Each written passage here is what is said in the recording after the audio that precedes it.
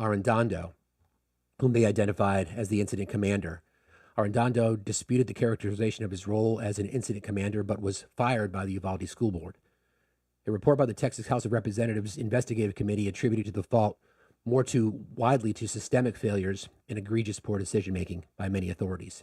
It said, at Robb Elementary, law enforcement responders failed to adhere to their own active shooter training, and they failed to prioritize saving the lives of innocent victims over their own safety. There was an unacceptably long period of time before officers breached the classroom, neutralized the attacker, and began rescue efforts. Shortly after the incident, local and state officials gave inaccurate reports of the timeline of events and exaggerated police actions. The Texas Department of Public Safety acknowledged it was an error of law enforcement to delay an assault on the perpetrator's position in the student-filled classrooms, attributing this to the school district's police chief's assessment of the situation as one with a barricaded subject instead of an active shooter. Law enforcement was aware there were injured individuals in the school before they made their entrance. In June 2024, 2 officers, including Arredondo, were criminally indicted for allegedly mishandling the response to the shooting. Thank you all for being here today. We are here to support our friends Nikki and Brett Cross, whose son Uzi was part of that horrible day. Specifically, this has to do with an event that happened yesterday, as Nikki and Brett were attending a pretrial hearing to address the failure by Chief Arredondo, and police and Officer Adrian Gonzalez.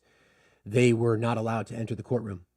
Not only were they not allowed to enter the courtroom, Brett was removed forcibly with his hands behind his back, pushed to the ground, assaulted by Sheriff's Department, as was Nikki, pushed to the ground, assaulted by officers.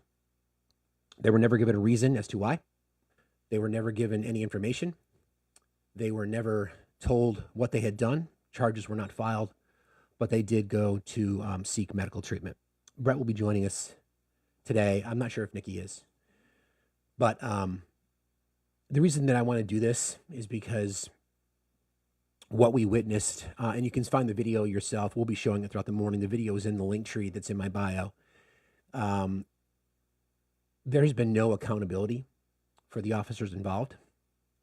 It has been one lie told after another. Brett has been arrested in defense of his son, just trying to get answers. They have been, to go through what they've gone through, and then to have this. So what we're doing today is a massive fundraising effort for our friends. So what you'll see here, first of all, this is the Uvalde County Sheriff's Department. This is their telephone number. I've called it at least 24 times. I got through one time, and as I was about to, I inquired about an investigation into, and then they immediately hung up on me. So I would encourage you all to please dial all day if necessary. This is the email address, okay? And then what you see here, riseforyou.net, that is Brett and Nikki's nonprofit that goes to call attention to what we're discussing today, and also to remember this beautiful soul. Let me pull up his picture. Uzi. So that's Rise for You. That's the site. Okay. Also, today I would ask no one, please, if you're going to gift, please do not gift me. Please gift Brett when he joins us, or Nikki as she joins us.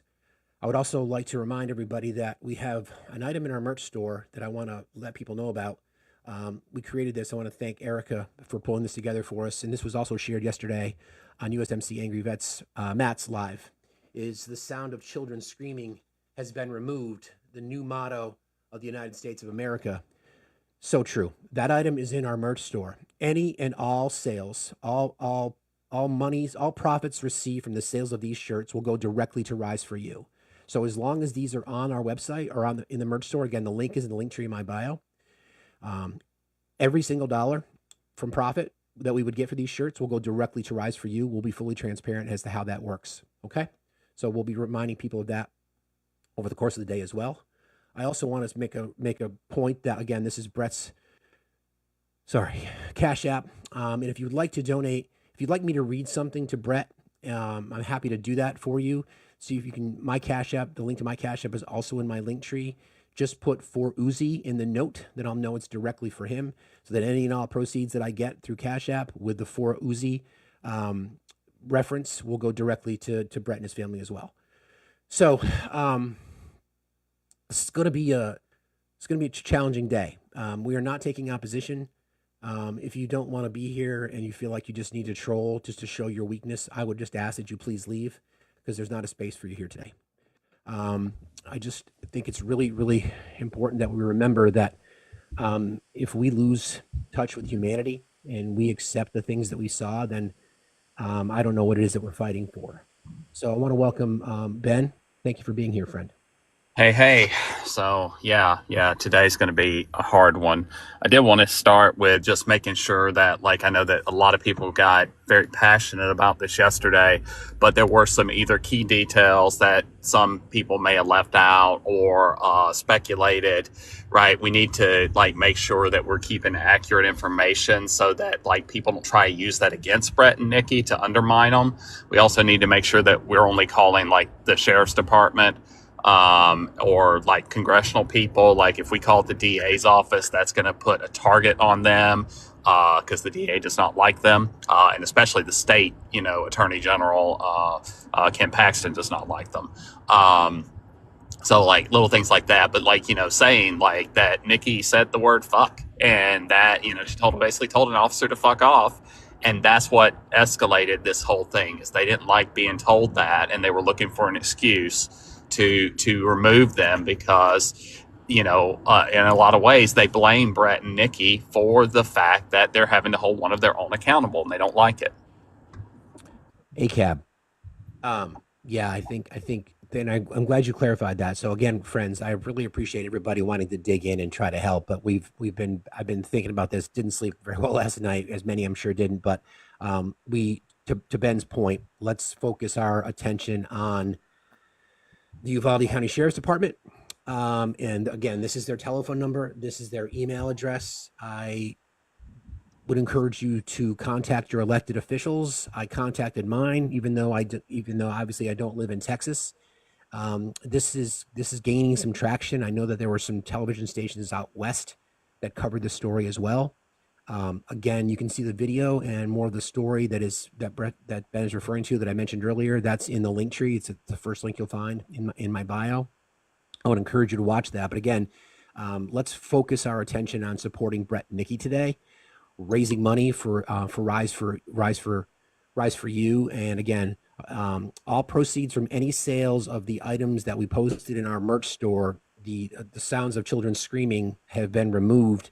T-shirt, all profits from that, as long as it's in my merch store, will go directly to Brett and to Nikki. If you would like me to read them a message, you can use my Cash App. That link is also in the link tree, and just put for Uzi in the subject line.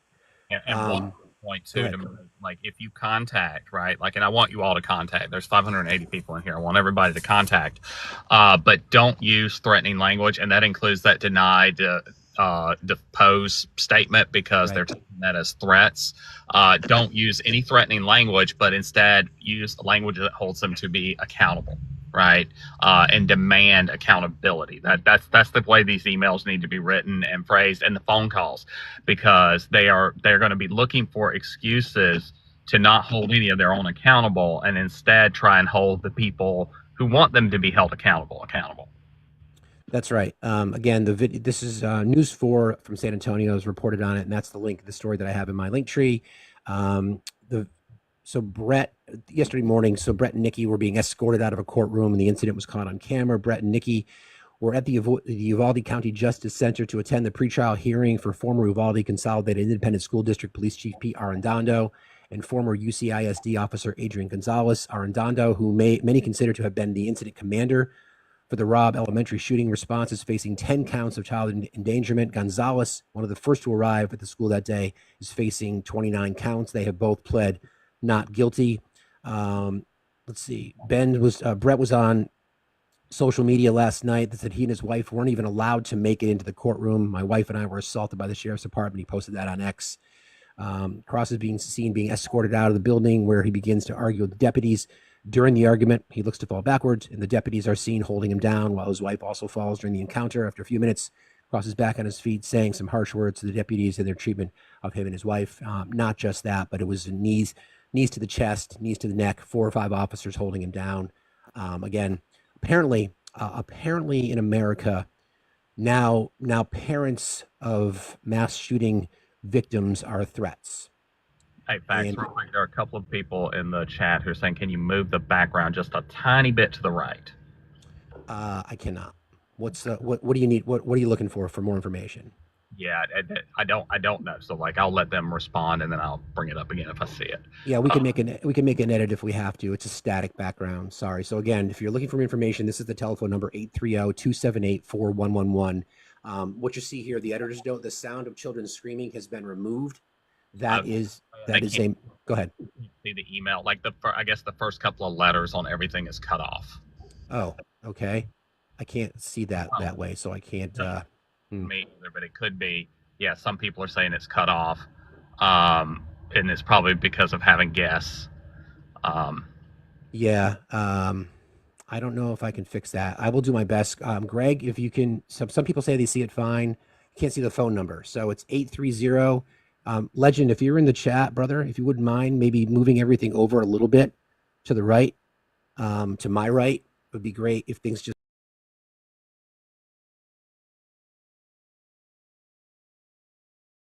Yeah. So, and to Fax's point, so like, and I'll let Brett tell it fully, but basically they went inside. They're constantly forced to remove the pieces of jewelry that, which is bullshit. I've never had to even remove a watch or anything when I walk through a metal detector at a courthouse, but they make them remove the jewelry that has like Uzi's ashes and things in it. Right. Which, upsets them and frustrates them. Nikki, at one point, as she's getting ready to walk into the courtroom, told the deputy that was being a complete ass to her to fuck off. And that's when they were like, "No, you're getting out of here. We're throwing you out." And that's when it started. Didn't allow them to step foot into the courtroom. And in the video, you can hear Brett say later. That's what actually started it. Yeah, and I know that Brett's going to join us today. He and I spoke briefly last night, and thank you, Ben. You helped me sort of. I think obviously we're here to support Brett and Nikki and their family. That is the main purpose of us being here. And there's a couple of ways we're going to do that. As the slogan on it, the sound of children screaming has been removed. The new motto for the United States of America, variety of colors, any and all profits we receive from the sale of that shirt will guide. That's Brett's Cash App there. It's also in the link tree that's in my bio. If you would like me to read a message to Brett and or Nikki, and then any and all monies raised will go directly to them for the duration of our live. I would ask that you please not gift me today. Please just heart like crazy. Please go to Brett and Nikki once they join us this morning. Yeah, same. Like, if it's the coins I get from you people finding me gifts, save those until Brett and Nikki get in. Because not only do they need it to help with all this, but it's hard for him to find steady work because they view him as causing trouble with the police. Yeah, that's really hey Foster, because Brett and Nikki, standing up for their family and calling out what we see in egregious behavior, ACAB, and again, lack of a threat, and is unemployable in many cases. So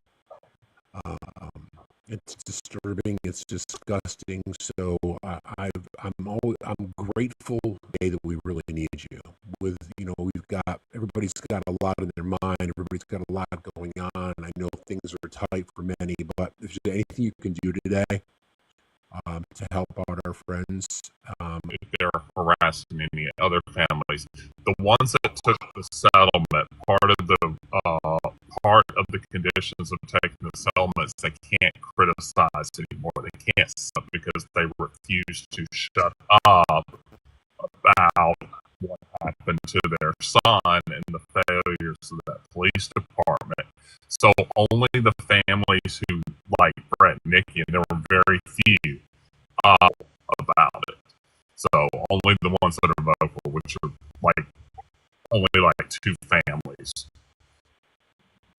Sure. Somebody just asked if we could go over it again. So basically, where we're at. So those of you who don't know, unless are friends of the show, so to speak, friends of our family, and their son Uzi was taken in the Robb Elementary School massacre, and attempting to hold the people involved, the good guys with firearms, that crew, for accountability. There's been lies told, there's been misinformation spread, or PR Arredondo, the former chief, and one of the other officers who've been charged, and those 2 officers have pled not guilty. And jump in, Ben, if I missed something. Brett and Nikki were escorted out quite violently to the where Brett's hands were behind his back. They were stuck to someone. Apparently, that's not allowed in Texas these days. So the video again is in the link tree. Brett's already been arrested for saying fuck. They arrested him flat out for saying fucking cops, and Brett says something along the lines of, "That's fucking bullshit," and they arrested him. Exactly. So this all looks like there was a trip. He fell. They piled on top of him, knees to his ribs. He had some rib damage. Nikki fell as well. Nikki really messed up her neck, and has whiplash, almost like being in a car wreck. Here to talk about today again. Brett and Nikki's charity is riseforyou.net. It is a 501c3. I believe it's a 501c3. So any monies that before that would be helping head up so that we can do C3.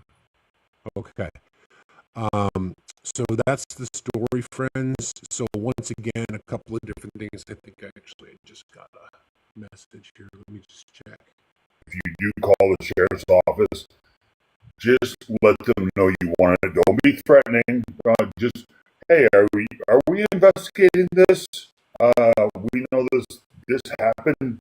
We want to know where that quote came from on the shirt was an edited volume.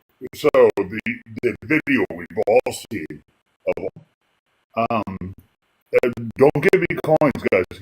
If you give coins, like we said, save them for when Brett gets here. But it's the video way. You can hear the gunfires.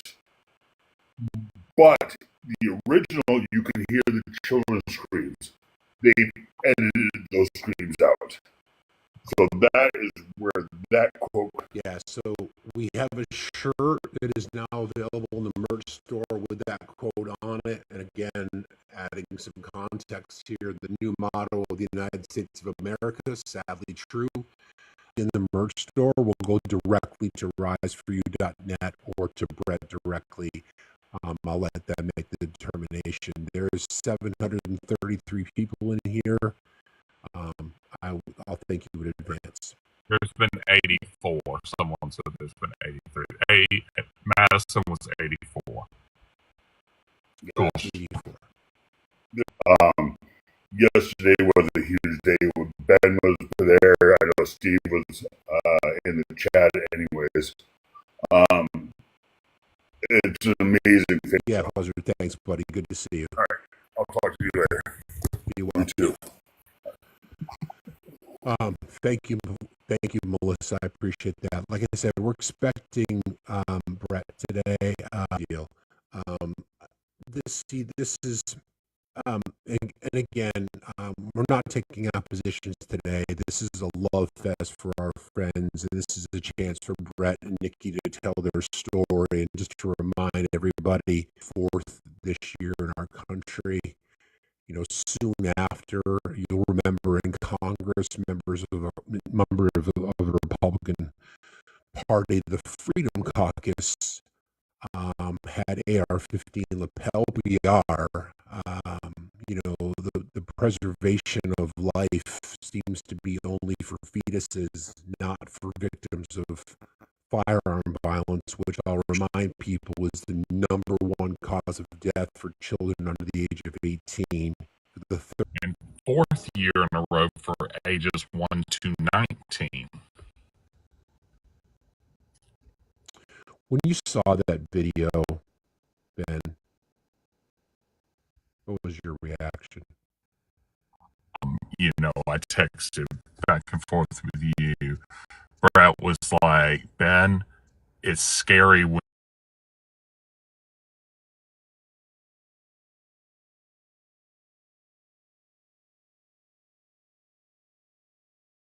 because if people even saw like a quarter of the rage that I was feeling yesterday, I would scare off everybody that follows me. They would think I'm a threat and they would not follow me anymore because that's how angry I was. You cannot measure the boundaries of the rage that I was feeling. Today, I am much more in a calm space because now I'm in that, all right, where do we go from here and how do we fix like this? But yesterday, watching that, as you know, in the court case, for those that don't know, Hernando was trying to get the charges against him dismissed with prejudice. Right, that's what that whole trial was about. You know, and so they were trying to show up to find out if one of the men who like was responsible for the death of their children, you know, is going to be held responsible. Luckily, the judge did dismiss that whole like trial and was like, nope, we're moving forward. Although it'll still be another year. It's October 2025 before they're going to actually hear the case. But still, they did decide they're not going to do that. But that's what they were there for. They were there to see, is this even going to continue? Or are we going to get justice? And they threw them out before they could get into the courtroom. And then to watch them and to hear Brett in the video, I can't breathe. Like, it is really lucky for me that I don't live closer because, like I said, my rage was so bad that if I lived close to Brett, I would have gone to jail because I would have punched somebody. And y'all be bailing me out this morning. Yeah, the night Ben Baudero spent in jail. Yeah, because like I said, like I don't like cops to begin with, but like anytime I see brutality, yeah, no, I was angry. I was angry. And Matt was angry. Like you could feel it. Like none of us were in a calm space yesterday. Yeah, I again, throughout the morning, I'm sure there will be people that will make a lot of offers. I think I just want to narrow folks' focus again. I think Fuzzard offered some good advice, and Ben did as well. We should keep our attention on the Uvalde County Sheriff's Department. That's the telephone number. Keep calling. I tried like 24 times yesterday. I finally just kept punching a variety of extensions. I got somebody to answer, and I did the same thing. I said, I'm inquiring about an investigation into, and as soon as I said that, they hung up on me. So I anticipate that. I wouldn't be surprised. I would suggest emailing like crazy. And again, just let's try to be, we would like to get action. You know, it's not going to do any good if we call and yell and scream because they're just not going to pay attention. We'd like to try to get action. I don't know about you. I contacted my my federal representative, Becca Ballant. I contacted her office and shared this information. I would encourage, again, do something. You know, be active because I contacted people who would be open because like I'm in Florida, right? Like contacting Marco Rubio or Rick Scott or any of my local Congress people, not going to go anywhere. So I reached out to like Anna in Orlando and then other people that I know and talk with, and then Victoria reached out to some people in Texas. The three, the Nashville three. Right. So like that to me is a little bit more effective because Ron DeSantis isn't going to call out anybody in Texas, right? Right. Rick Scott's not going to. Marco Rubio's not going to. And we don't have a Democratic representative anymore because they gerrymandered all of the panhandle to get rid of our Democratic representative. The guy that's there is MAGA. So, like, yeah. I think this is again, Ben and I talk about this a lot, and it's unfortunate. I know yours isn't, but a lot of our collective focus is only after there's another event. So when we have opportunities, we should be focused on this all the time. It's about what we want for the future of our country. It's not about, the argument is always, well, now's not the time to talk about it. Yeah, it's always the time to talk about it. This is one of the things I was going to bring up, and maybe you could bring it up right now, and play it. This is the perfect time to return to March for Our Lives, the shot line, okay? Which you just plug in your zip code, and it will automatically give you the list of all the people that represent you, and it sends a message in the voices of the dead to the representatives to get gun violence taken care of. So it's shotline.org, and just put it behind you, play it real quick. I think it's powerful. Yeah. I'll do it right now. Let's see here. Beshotline.org. I can text it to you if you have trouble finding it. Okay, I got it. Sorry. Everybody, please keep the live engaged. If you wouldn't mind just joining our team, just keep tapping. Please hold your gifts until Brett and or Nikki get here. Let's see the shot line. Okay. Yeah, and Uzi is one of the children on that website. So can I just hold on a second here? Let me just do this. How do I get audio to play? Should I just? Yeah, just play it like a video from your computer or whatever. This is Ethan's story. Hi, this is Ethan's song. I'm calling because I need your help, which is weird. Usually I was the one helping people and animals. I loved animals. I fostered 95 dogs and puppies, but I can't help anyone anymore. In 2018, when I was 15 years old, I was killed by an unsecured gun at my friend's house. My parents recreated my voice using AI so I could ask you to finally do something to protect kids from guns. The thing is, kids like me are dying every day. It's time to act. Time to pass laws that protect kids from unsecured guns and help end gun violence. Helping people is your job after all. So pass responsible gun laws or we'll find someone who will. More calls are coming. Go to Uzi's. Let's see. Is it searchable? Yeah, you should be able to scroll through it. It's Ethan's. It should be just a tap over. Like an arrow over. I'm looking for that now. Here we go. Okay. Yeah, you'll see a spec. This is Uzi's. Okay, this is Uzi's. Hi, this is Uzi Garcia. I love video games, telling jokes and making my friends laugh, and jumping on the trampoline with my family. I'm a 4th grader at Robb Elementary School in Uvalde, Texas. Or at least I was, when a man with an AR-15 came into my school and killed 18 of my classmates, 2 teachers, and me. That was almost 2 years ago. Nothing has changed. Even more shootings have happened. That's why my family recreated my voice using AI to call you today and demand change. You'll be getting more calls from others like me, too. I used to love helping people. What is it going to take for you to help make sure violence like this stops happening? That's the shotline.org. I just sent it to the mods. We'll put that in our Discord, friends. If you're not in our Discord, you can join. You'll find the link in the link tree. Mods, if you guys can post that in the chat as well. Again, it's the shotline.org. and you can literally it'll just give you a list of people involved in your community through your address and through your zip code, and it will just send out those messages. It needs to hurt. This is, we've tried everything else. Thoughts and prayers, it needs to hurt. They need to feel it.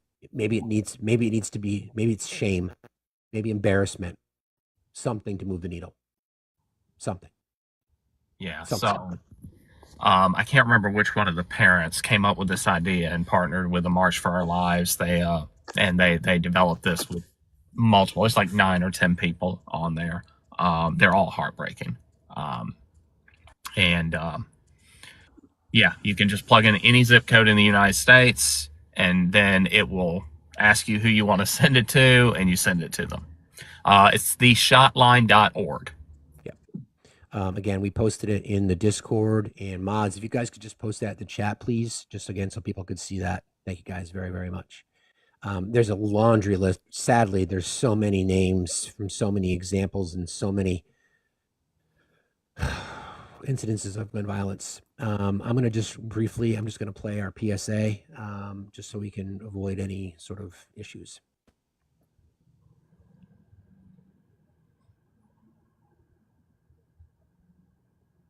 Stand by.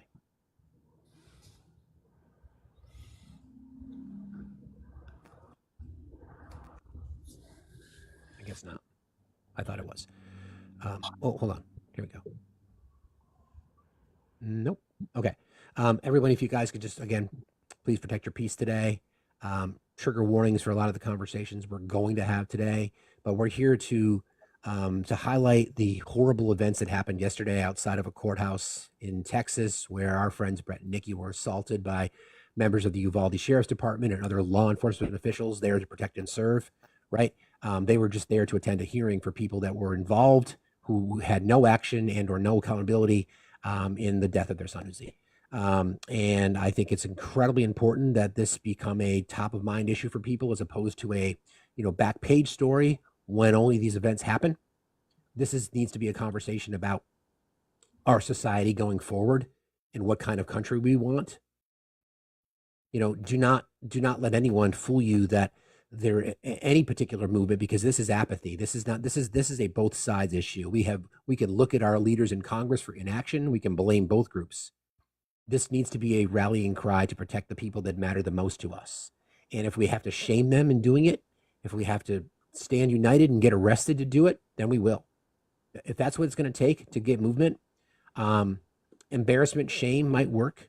Again, theshotline.org. We'll play some more of those over the course of the day so that people can get another idea as to what's happening. But just as a reminder, there's a few things that you can do. So this is the Uvalde County Sheriff's Department.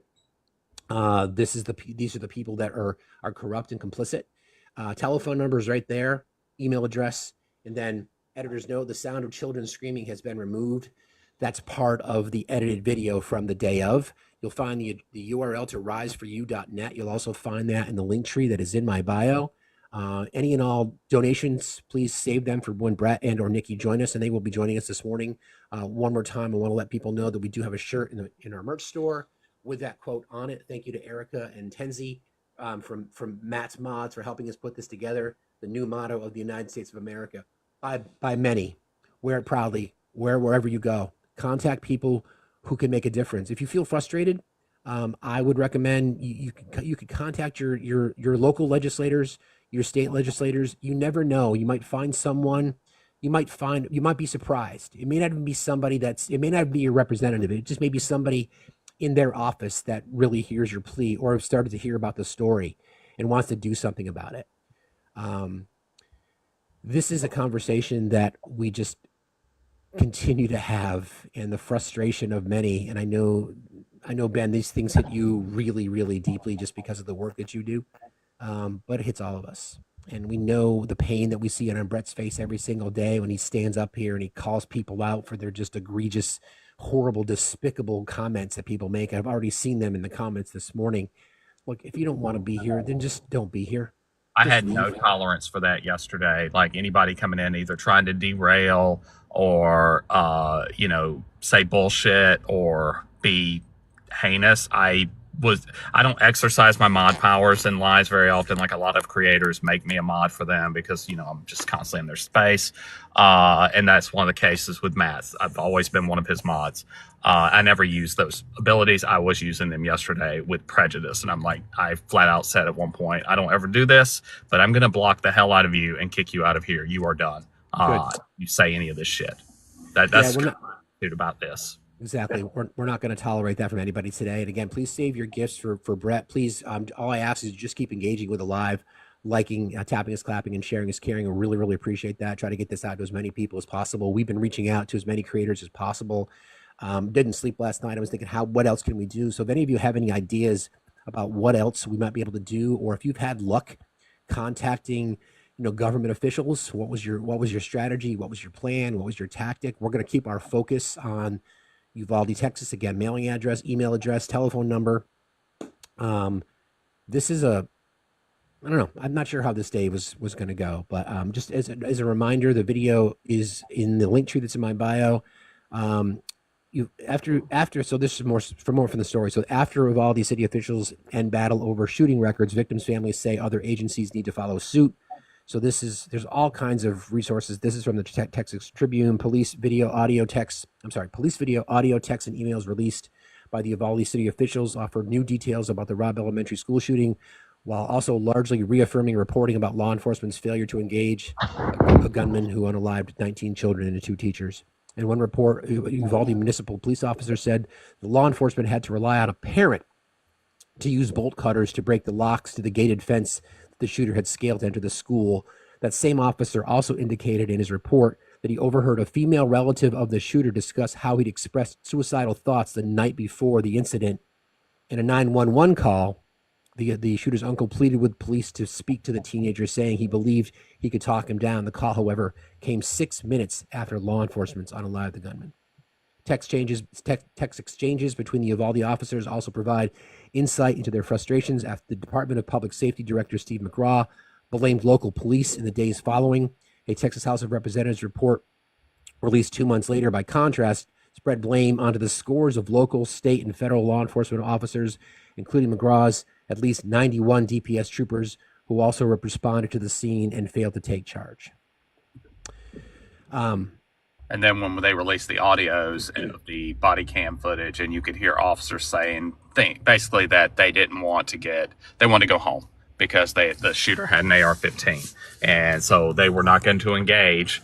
They were afraid to engage because they were afraid that they would not go home. Yeah, we all heard that. We all heard the body cam. So, and again, as a reminder, because the perpetrator had an AR, and the officers knew exactly what they were up against, and I forget what the numbers, over 90 officers were there. 76. It's okay, 76 for an hour and 14 minutes, roughly speaking. 376. Oh, I'm sorry, 376. And it took the Border Patrol tactical unit to finally respond. 376 officers for 77 minutes. But good guys with guns. Yep. That's a lot of good guys with guns. Do we need an even 400? Would that have stopped it? 500, 600. Yeah. 1,000. Yeah. It is frustrating beyond measure. And again, going back to this, there were only 2 officers that are being held accountable. The chief and the officer that let him just kind of walk by, right, and saw him with the gun and everything, just let him walk by into the school. That's it. Nobody else involved in that disaster is being held accountable. Yeah, and people are like, they want to arm teachers. In the state of Texas, teachers can be armed if they want. That is perfectly legal in the state of Texas, and yet none of those teachers stopped it either, right? And at least one teacher at Uvalde, like a football coach or something, somebody had a weapon, and nobody stopped it, right? The good guy with the gun does not stop a bad guy with a gun. That is a marketing tactic to sell 2 guns. Because who's the good guy and who's the bad guy? Well, we don't know until the cops show up and they see who they fire at. Because the cops can't tell the good guy from the bad guy when they get there. And Brett tells this story too about how, the people who talk about arming teachers, first of all, we don't, people in our society don't trust teachers to teach their kids the ABCs, and all of a sudden we want to arm them. Who's the first person you see when you walk into a classroom, especially a classroom full of elementary school kids? So then you identify that risk assessment all the way. Any level, right? Like I teach at the college level, and you walk into my classroom, I'm at the front of the classroom, right? Like I'm the first person you see. It doesn't. What good is your training if you're the first person that is seen, right? I would argue I'm one of the most qualified people to stop one of those events, right? But what good is any training if you're the first person that's aimed at, right? Reaction is always slower than action, right? It's always a matter of luck and measure. And that's why so few of these events are stopped by civilians. And when we actually look at who those civilians are, like 88% are off-duty law enforcement or former military. They are not Jim Bob down the street and his Gravy SEAL organization, right? They're not stopping it. These people either stop themselves in most cases, or they just leave the scene. And the vast majority of them just leave and they get found later, right? But they either leave the scene or they self-unalive. And then when they are stopped with a firearm, it's usually by law enforcement. And in those rare cases that a civilian does it, it's their law enforcement. Like they work in some kind of job where they had firearms as part of the job. And then there's pushes from the incoming administration to grant police officers even more immunity. Yeah.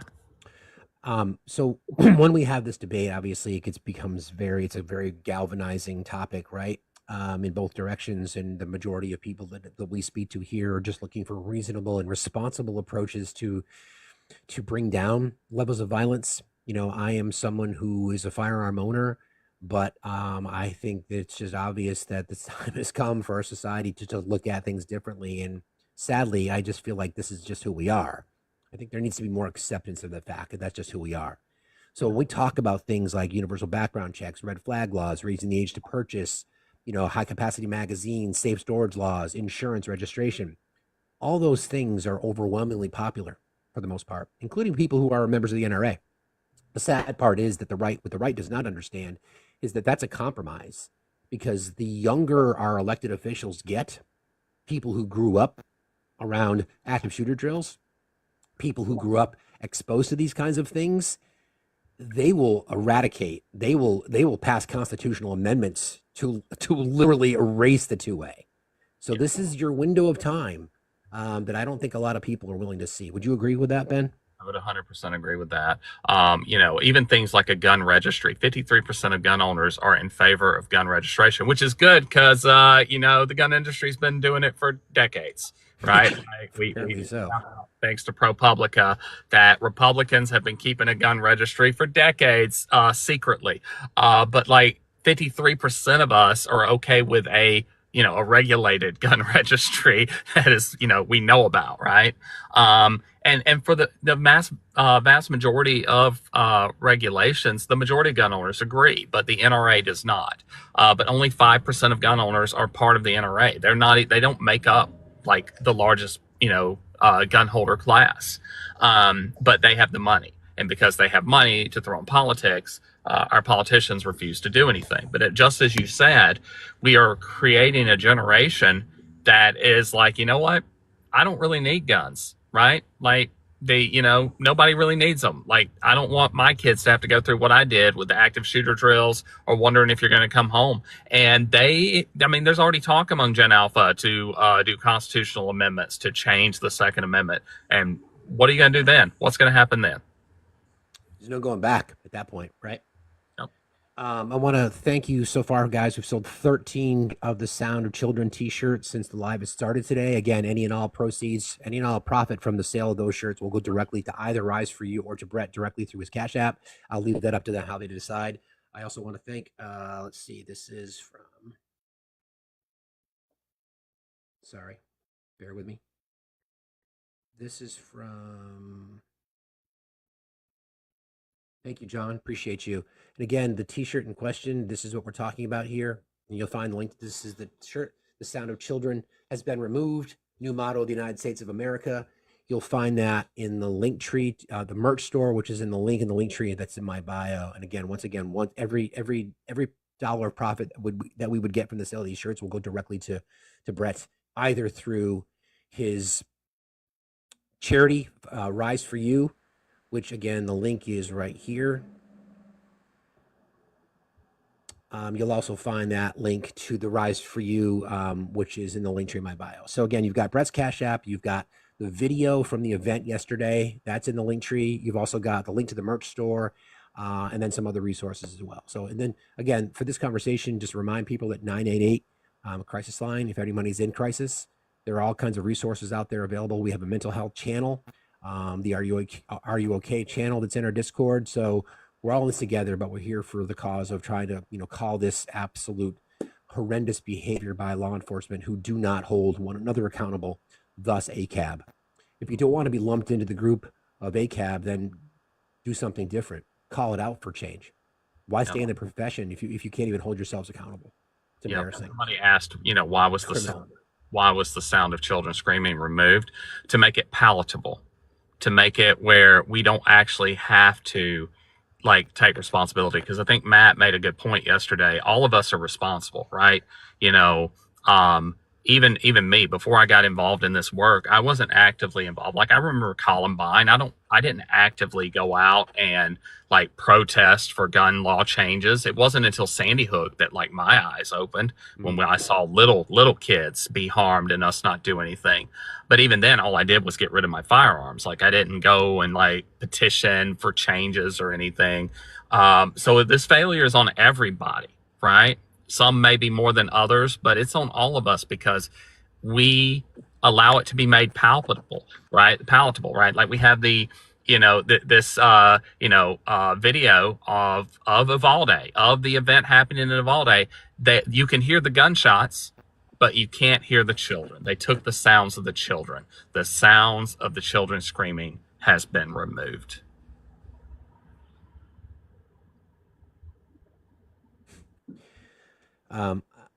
I'm glad you said that the way that you said it. I mean, this is a systemic issue within our society that we have normalized this kind of stuff. It's almost like accepting it. The political bullshit that we get from both sides, inaction, not enough action on one side, denying the facts of the reality that we have over 400 million firearms in our country.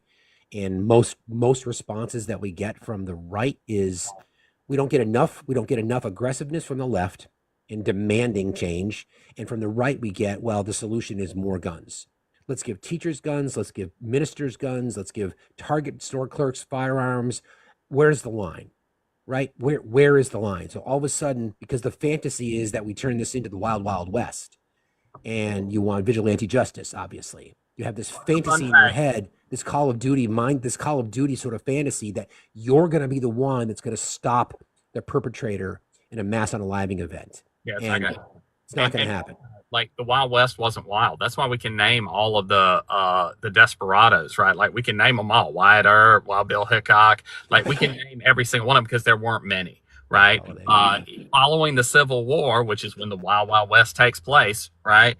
Every state in the South banned open and concealed carry, and so the shootout at the OK Corral, guns weren't actually allowed, and it was only a 30-second fight. Everybody was 6 feet apart and almost no one got hurt, right? Because the guns were completely inaccurate at the time. But the guns were banned. That's what they actually got arrested for. That's what Wyatt Earp got arrested for, was that he brought a gun into town that was not tied up, secured, because you either had to turn it over to the sheriff or you had to peace knot it. And that included, Wyatt Earp was a federal marshal. He was a law enforcement agent. It didn't matter. You were not allowed to have firearms. So it wasn't wild. This is an illusion that Hollywood created. This is something that, it goes back to Samuel Colt, right? Samuel Colt was a failed businessman, but he became the richest man in America. Because, I'll be right back, Ben. Keep doing your thing. I'll be right back. That's fine. This is an interesting story, so listen. He invented basically targeted advertising. So for those that don't know, Samuel Colt, he didn't invent the revolver, but he did perfect it by creating interchangeable parts. But no one wanted it. He would show these weapons off. No one would buy it. He would throw these lavish parties. I maintain to this day that The Great Gatsby is actually based on Samuel Colt's life. He would throw these lavish parties thinking that people would invest in him. and no one would. And so he kept going bankrupt, kept going bankrupt, kept going bankrupt. A twist of fate made him wealthy. And so then he started hiring people to write books to tell the story of his guns, not the hero. Like, he is famously known for saying, I don't care if the hero in the story has a name, but the person using my weapon will have the weapon will have a name. The weapon will have a name, not the person. And this is even seen later in Hollywood when Oliver Winchester's company does the same thing. If you go and look at IMDb for Clint Eastwood has literal, like, entire, like, movies where he plays a character with no name, and this was just to sell guns. And when Colt did this with the dime store novel, it became the most fastest selling genre of book at that time until a Harlequin Romance came about, selling 30 million copies the first year. And that's what made Colt wealthy, not selling weapons. He was selling the idea of weapons, and he started putting them in places where they didn't exist. Sorry. Well, it's there are so many foundational and fundamental issues within our society, and they become polarizing. It becomes, who do we tax? How do we tax them? Whether we should have this, whether we should have that. What do we prioritize?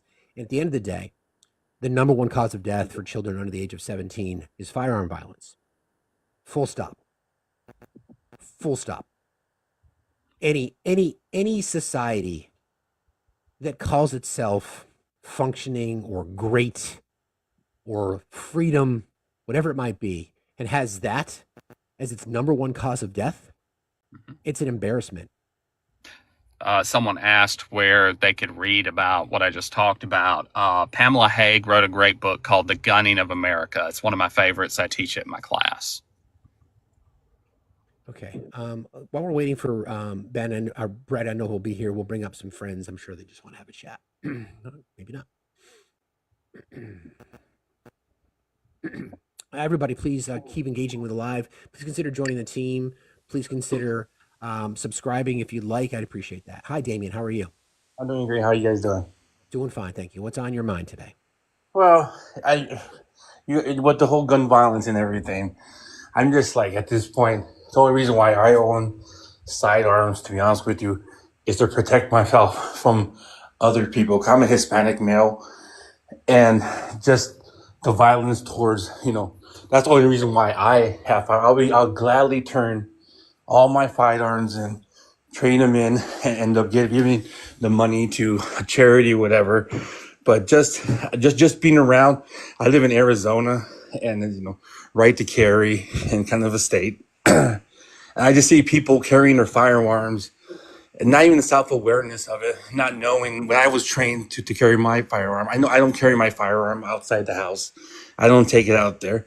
I see people walking around carrying it, not realizing it, not being mindful of it. And it's just, I don't know how to express it. I'm just over myself how we don't do nothing towards gun violence. I oversee mental health clinics throughout the state. I've had there's no red flag laws.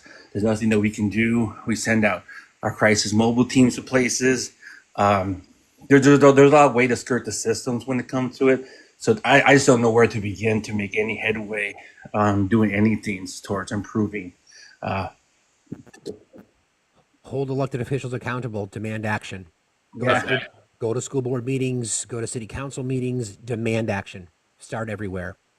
Remember, think about when you if you're ever camping. I'm a big camper, and you go and you start with the smallest bundle of birch bark or whatever it might be, pine needles, whatever it might be. You start it, and then this fire gets bigger and bigger and bigger and bigger. And I would encourage anyone, if you've never been active about anything in your life, and sadly, the majority of Americans are apathetic. We complain about a bunch of shit, but we don't do anything about it. That's for all of us, right? We complain about everything, but we don't do anything about it. So do something. And then I need to go to more meetings, board meetings, and that kind of stuff going forward. Yeah. I just actively talk to other people, and then just to encourage them to That's right. do that kind of stuff. There's no headway with it. And then people, I got to protect my family. I got to carry out here. It's a whole, you guys talking about the vigilante justice thing kind of going. Damien, real quick, do you want to know the stats on self defense, because they're not good? I know that's what I was getting towards. Is that I lived in a bad part of town growing up, kind of a thing, and people are like, "Well, I need to protect myself." I go, someone's not going to come up and say draw. You know what I mean? They're going to sneak up from behind you. Less than 1% of crime is stopped by a civilian with a firearm, and statistically, no violent crime is. Yeah, exactly. So, I mean, the whole point, I'm going to carry this around. I'm going to have this right here, and I'm going to self defense, or I'm going to stop someone with a gun. And you have to have no training, to have nothing else to go forward with that. So well, again, let's think about action now. So, Damien, thanks for jumping in today. I appreciate you. I appreciate you guys. Thank you, Fred. Buzzard mentioned like fortification schools is not the answer. To real quick to that point, there's a study. I've got a thing up about it in my cartoon gun facts on armed guards in schools. Increasing the number of armed guards actually increases the number of children that are going to get harmed. For every armed guard present, there's a 2.83% increase in the odds of somebody not going home that day. So like, just to do easy math, that means for one guard, there's a 3% increase in the odds. For two guards, there's a 6% increase, and so on and so forth. For every guard you add, you've now increased the odds.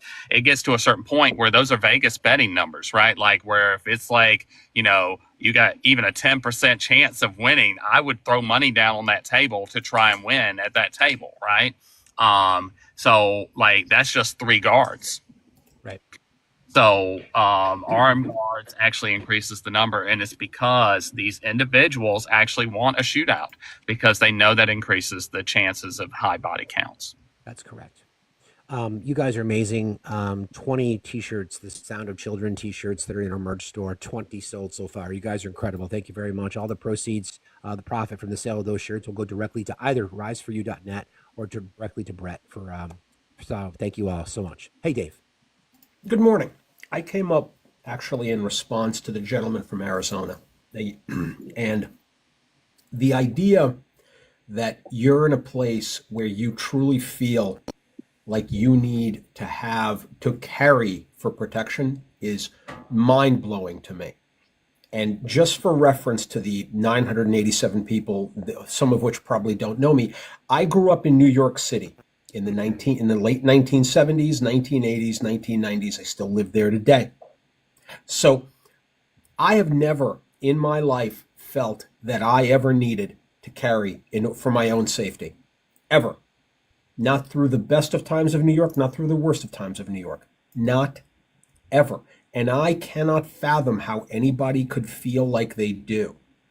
Now, as of last month, New York City had twice as many attacks by knife as by pew-pew, because we here in New York have made it a point of not allowing any Tom, Dick, or moron to carry a concealed weapon.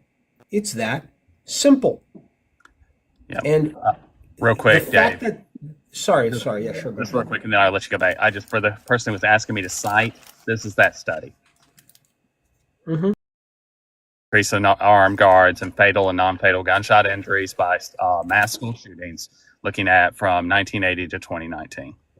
If you can send me that, Ben, I'll put it in the Discord. Yep. Thank you. Sorry, go ahead, Dave. That really is it. You allow the proliferation of these tools, and they are tools that can be misused, and you allow the proliferation of these tools, you're going to have this problem. We've been seeing it since the 1950s. Since the birth of the bullshit gun culture in this country, and I mean that. Yes, there was a point to having these fetishization. Sorry, couldn't say that word right. The fetishization by Hollywood of things that go boom, and one that I frankly don't understand.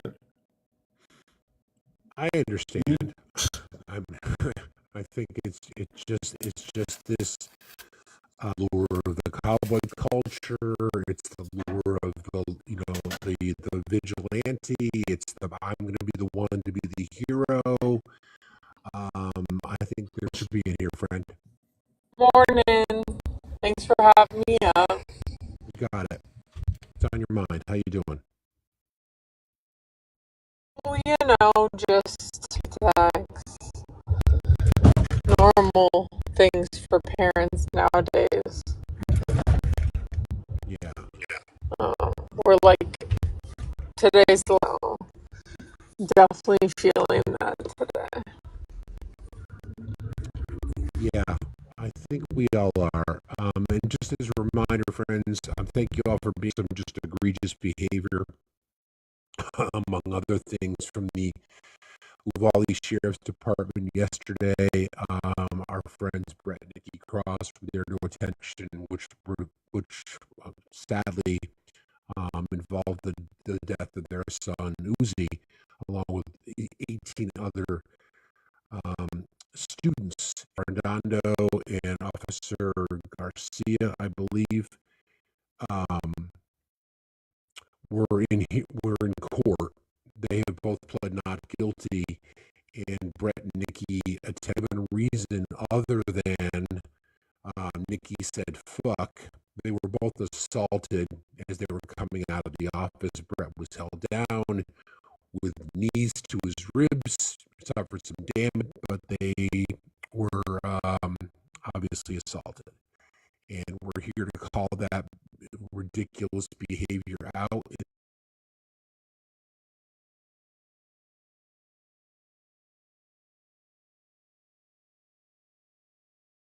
Okay. We are raising money to help support them for future legal endeavors, plus the fact that Brett and his family have been blackballed in their community, sadly, and it's difficult for him to gain employment because of what his response to his son being murdered, F1 in the chat, is to call these people out who've never been held accountable, and because of that, the community doesn't really support him. Sadly, it's a horrible state of affairs. You gonna say something, Ben? Okay. I was saying, Children, but remember, save the children, right? Save the children. Then Fucking again, idiots. as a reminder, thank you, folks. We're just going to say that if you do call, please be respectful. You're only asking for them to inquire about an investigation. That's the goal here. I attempted to do that, and I was halfway through my sentence, and they hung up on me. So I know some people have been able to get through, but the answer we're probably going to get is we don't have any additional information at this time. But be respectful. We're trying to move the needle here, right? Use the email if you like, whether it be ChatGPT. These are the data points. You're trying to find information as to what happened yesterday. There's some history to the story, obviously, but we're here to prop up Brett and Nikki primarily. So any and all gifts and or donations today, I would ask that you share it with them and them alone. As we're still actually, we're up to 21 shirts sold now. It's the Sound of Children t-shirt. Make that 24. That was quick. And any monies raised today, the sale of any of those shirts will go, the profits from those shirts sold will go directly to riseforyou.net. This is the 501c3. Brett's pay app is right there. Okay. I just want to make a point real quick. I just really am disappointed that the cops were more protective over a courthouse and two people that caused the deaths of many children and two teachers than they were of those students and those teachers that day. And so I just want to point out that that is the most disgusting representation of protecting the public.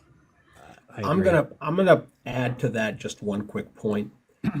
After Sandy Hook, when toddlers lost their lives, and this country did fuck all. Nothing. And I know I'm being real potty mouth this morning, but that is the bottom line. They did fuck all. If you were in Texas, Dave, you might get arrested for that. Oh, well, fuck them too. But after that, I have absolutely no doubt that there is nothing that can be done outside of maybe a couple of more CEOs biting the big one that could possibly inspire people in Congress who have been absolutely adamant that we need more of these things, not less, to change their tune. I just sent you the PDF of the article, Steve. Thank you, brother. Appreciate that. We'll post that in our Discord. I'm going to I'm going to switch gears for just a second, and I'm going to remind people of this website called theshotline.org. Yeah. Basically, what happens, it's AI generated. Well, I'll just let you hear Kayla's story. Trigger warning. Hi, my name is Kayla Shawn. I am almost 11 years old. I love making up fun stories. One time, I told my family I married a mermaid. Do you want to hear another story? Although this one isn't fun. 4 years ago, my dad shot me with a gun and I died. I don't know why, but he shouldn't have had a gun. All I know is people wore bright colors at my funeral. I loved bright colors. Today, my mom helped me tell one last story. She used AI to restore my voice so I could ask why you don't protect kids from guns. You let this happen over and over. My mom says I wanted to make the world a better place. But when you protect guns more than kids, that can't happen. You have the power to change things so more kids' stories don't end like mine. Will you save kids from guns, or will you continue to do nothing like you have since I was killed? So that website is theshotline.org. Obviously, it's the voices of victims, and there's a big button under each of these calls where you just say, send this call to Congress. You enter your your zip code for your local representatives, and it will automatically send these on your behalf. So, again, it's posted in our Discord. Mods, you guys could post that in the chat again. It's theshotline.org. Again, activism. If you feel helpless, then you'll likely remain helpless. Movement in society requires action. We are too fucking apathetic as a society. Right, left, middle. Too apathetic. We see something, we get all angry about it for a few days, and then we quit until the next event happens. And then we do the same thing over and over again. Be active. Be involved. Do something. Don't sit on your hands. Don't accept this behavior. Hold people accountable. Please. I'm going to bring up Cookie. I think she's going to do some mod announcements first.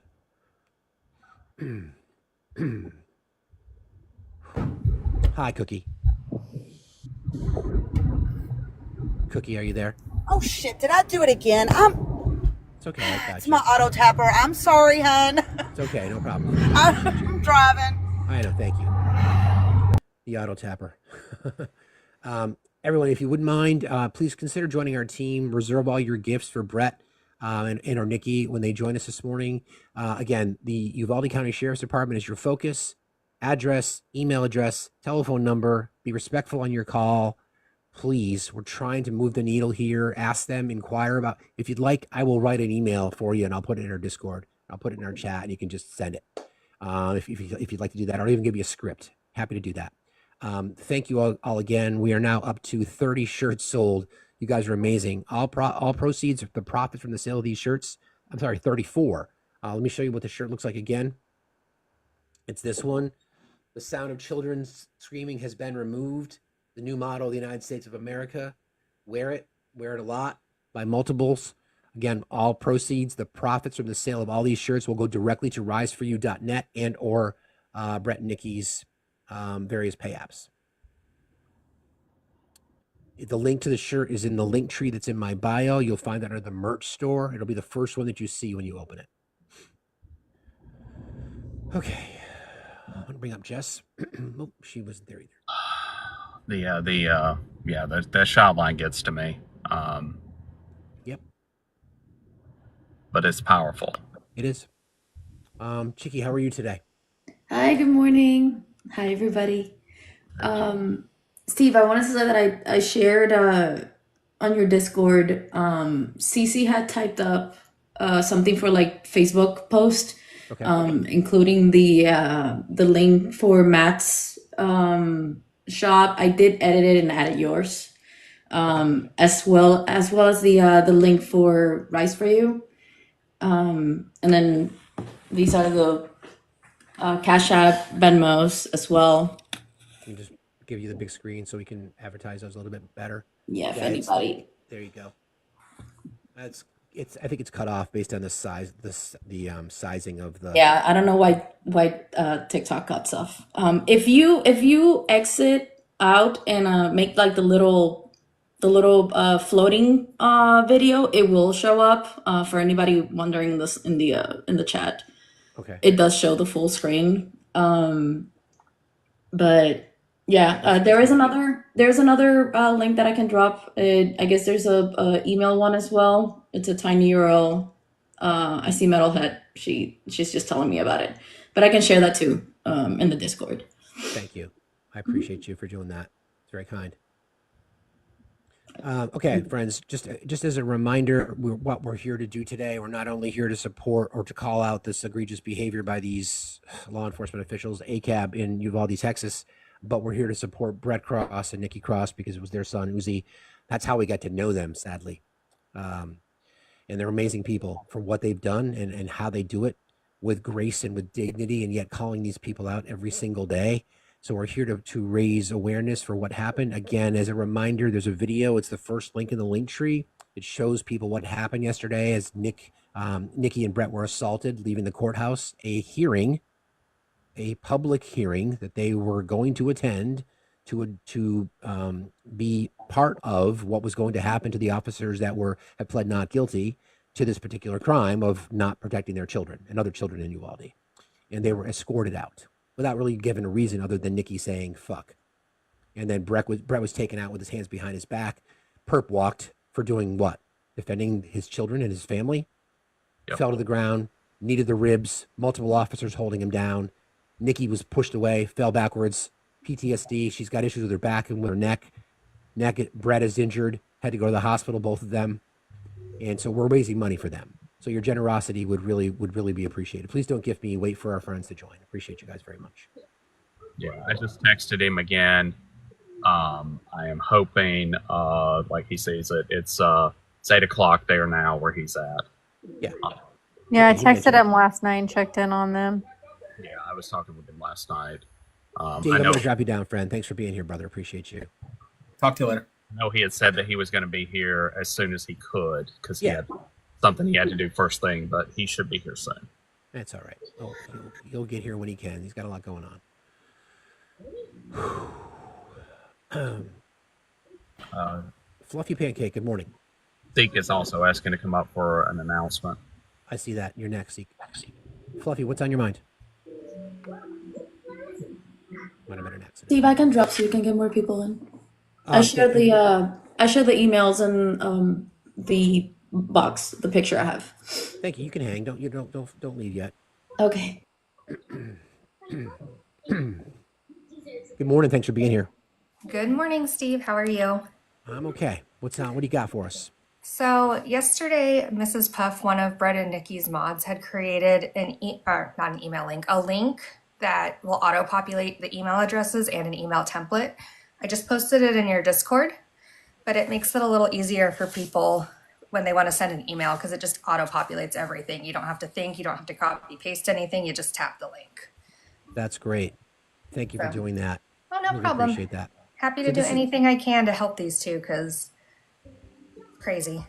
I know. I mean, and this is for anyone out there, if you've got any experience in this particular space, or if you've got something that you know you're really, really good at and you want to help, whatever that might be, I don't know if it's a new graphic, if you want to help Brett and Nikki with their website, riseforyou.net. I think this is one of those opportunities where we should all sort of band together to help. Because just imagine if you were in that situation.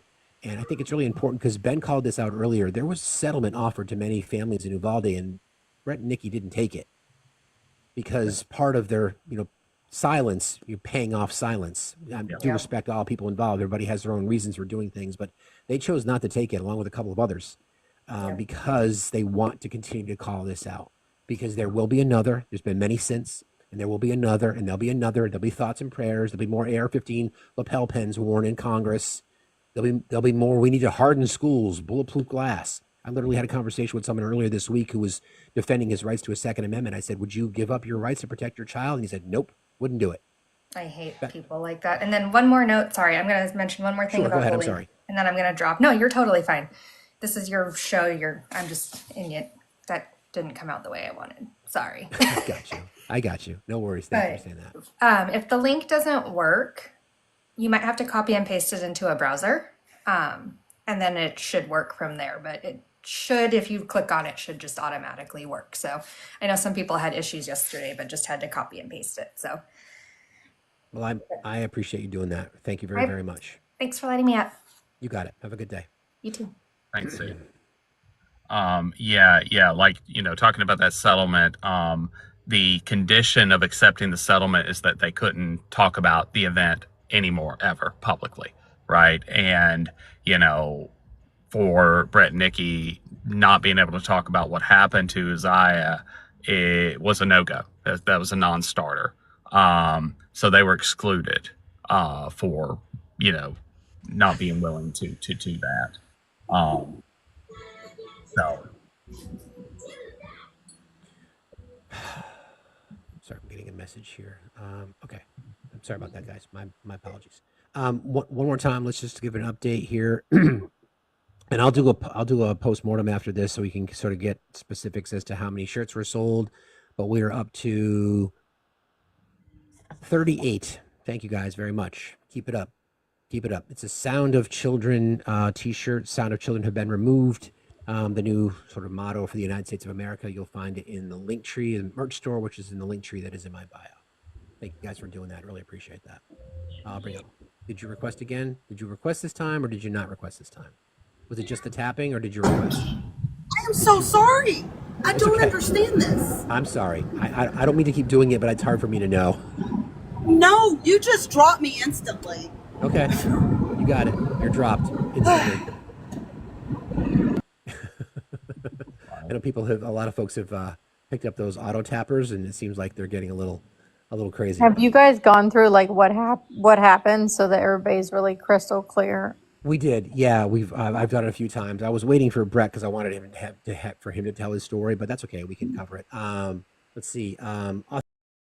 Authentic, how are you today? I'm good, thank you. And I just wanted to make just a little contribution, and thank you for what you're doing. And I know this is anecdotal, but I just wanted to speak to the insidiousness of ease of access and the connection, if you have that ease of access to pew-pews, to what could happen to families and what people do. And that's my story, because my partner and I were together for 24 years. And she had a severe mental health change along the way. And here we are, we're pressing into our 60s. And when she had that mental health change, everything changed in my life. And she used that pew-pew against me. And it ended our relationship with police and ease of having that. We never had these pew-pews in our life. And once she got one, it changed everything. And it ended our relationship because she used that against me. I don't want to elaborate more into for your live, but I'm sad to hear that. Changes. I appreciate you sharing your story. Yeah. Thank you for requesting today to come up. I appreciate All right, you. thank you. You got it. Chelsea, why don't you? I've told the story a few times, but why don't you share your perspective on on what you witnessed yesterday? And where'd you go, Chelsea? There. She stepped out. She may have stepped out. Yep. Play another from the shot line while we wait for her to come. I'm going to do that right now, actually. Good call. You read my mind. All right, this is another story from Shotline. Again, trigger warnings. This is Alex's story. Hi, this is Alex Teves. I feel like the country could use a superhero, don't you? Someone to bring people together and protect them from harm? I wanted to be that hero. I was going to travel the world, bond with people over a good meal, and use my counseling degree to help them heal. I loved superhero movies, so maybe they'd have called me the pacifist. I was actually watching a superhero movie in 2012 when I was murdered by an AR-15 in an Aurora, Colorado theater. I can only speak today because my parents used AI to recreate my voice. It's been a long time since Aurora, and you've done nothing to stop gun violence. That makes you the furthest thing from a hero there is. But as my family would tell you, I loved teaching by example. So try this. The last thing I did was sacrifice my life to protect someone I loved. A bullet ended my story, but you can still act to protect people from guns. What kind of hero will you be? Again, So, that's the shotline.org. These stories, it's scrollable. We'll replay Uzi's later, but you can enter your zip code and it will draft letters to your local representatives. It's an easy thing to do. There should be no reason that we can't do it. I will, again, add the link to the link tree that's in my bio. so Aurora was, for those that don't know, happened just a little bit before Sandy Hook. And one of the parents that lost their daughter at Aurora, they are the founders of Survivors Empowered. And that's another great organization to go check out. Lonnie and Sandy, they founded Survivors Empowered. Brett and I had them on our show a few weeks ago. Do you want to plug your show next week? Sure. And so, like on Monday, I will be joined, as always, by my co-host Brett Cross, but also by USMC Angry Veteran and Facts Still Matter. We're going to talk about what we're talking about right now, but from a more political, like angry at the shit that happened kind of point of view, in a way that we can talk about it on the radio, that we cannot talk about it in a live on TikTok.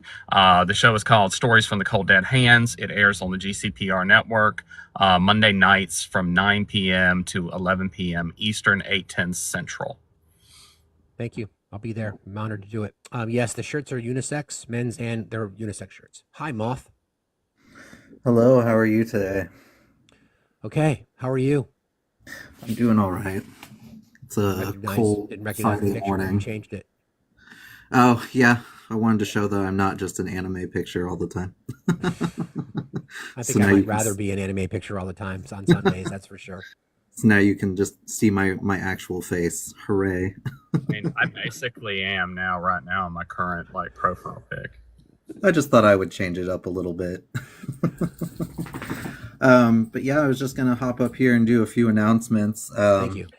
There's 938 of us in here. We are here today for an amazing cause. So there is no reason at all that those likes shouldn't be higher. We're at 213 right now. We should definitely be at least to 250. I'd like to see us way higher than that, of course.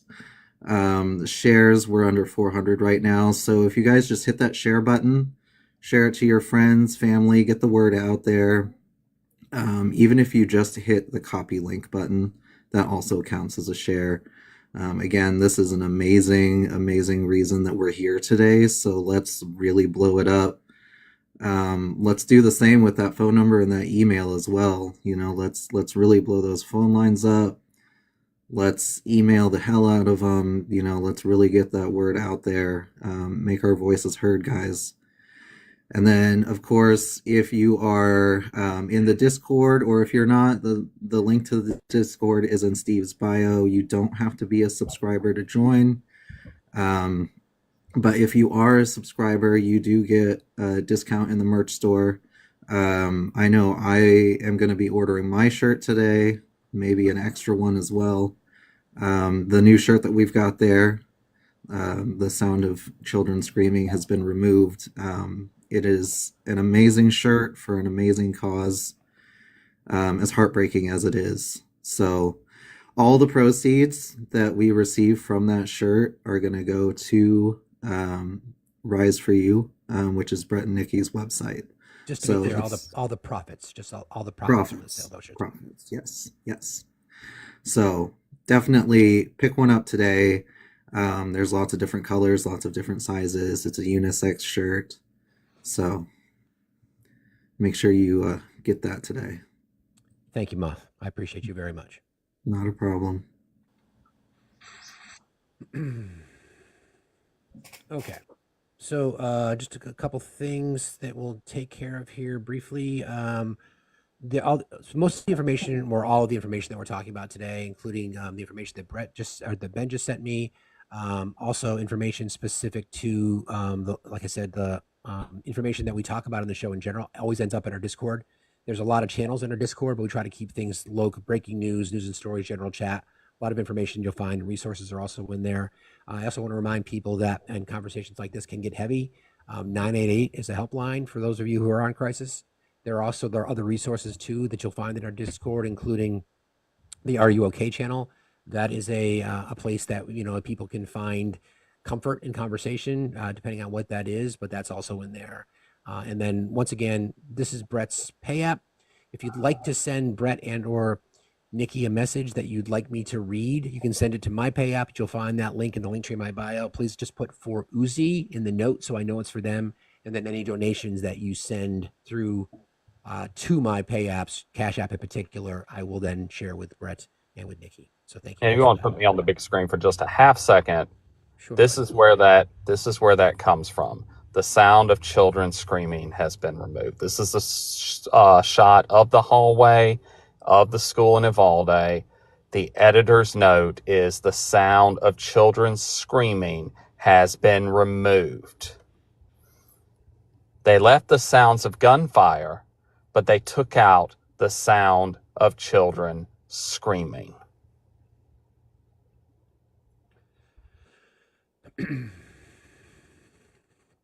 That should make you horribly mad and disgusted, everyone. Just if it doesn't, then there's something wrong with you. Action. Apathy and inaction are part of why we're here, and we have to fix that. We have to fix. You want to, while we wait on Brett to give the full story, you want to give a short synopsis, Steve, about like what happened and why we're doing this? Sure. So just as a reminder, so our friends, Brett and Nikki, those of you we've been talking about them all morning, their son Uzziah was part of the Robb Elementary massacre. Yesterday, I'll just read the story as it's presented. Yesterday, they went to attend a court hearing that was intended to call out, or a court hearing in response to the charges that have been filed against Chief Arredondo and Officer Garcia, who both pled non-guilty to non-compliance, basically not doing their job. A public hearing as the case proceeds through the court system, and Brett and Nikki went to a public hearing to be there, to be witness to this, and they were escorted out. They were really given no reason other than Nikki dropping the F-bomb.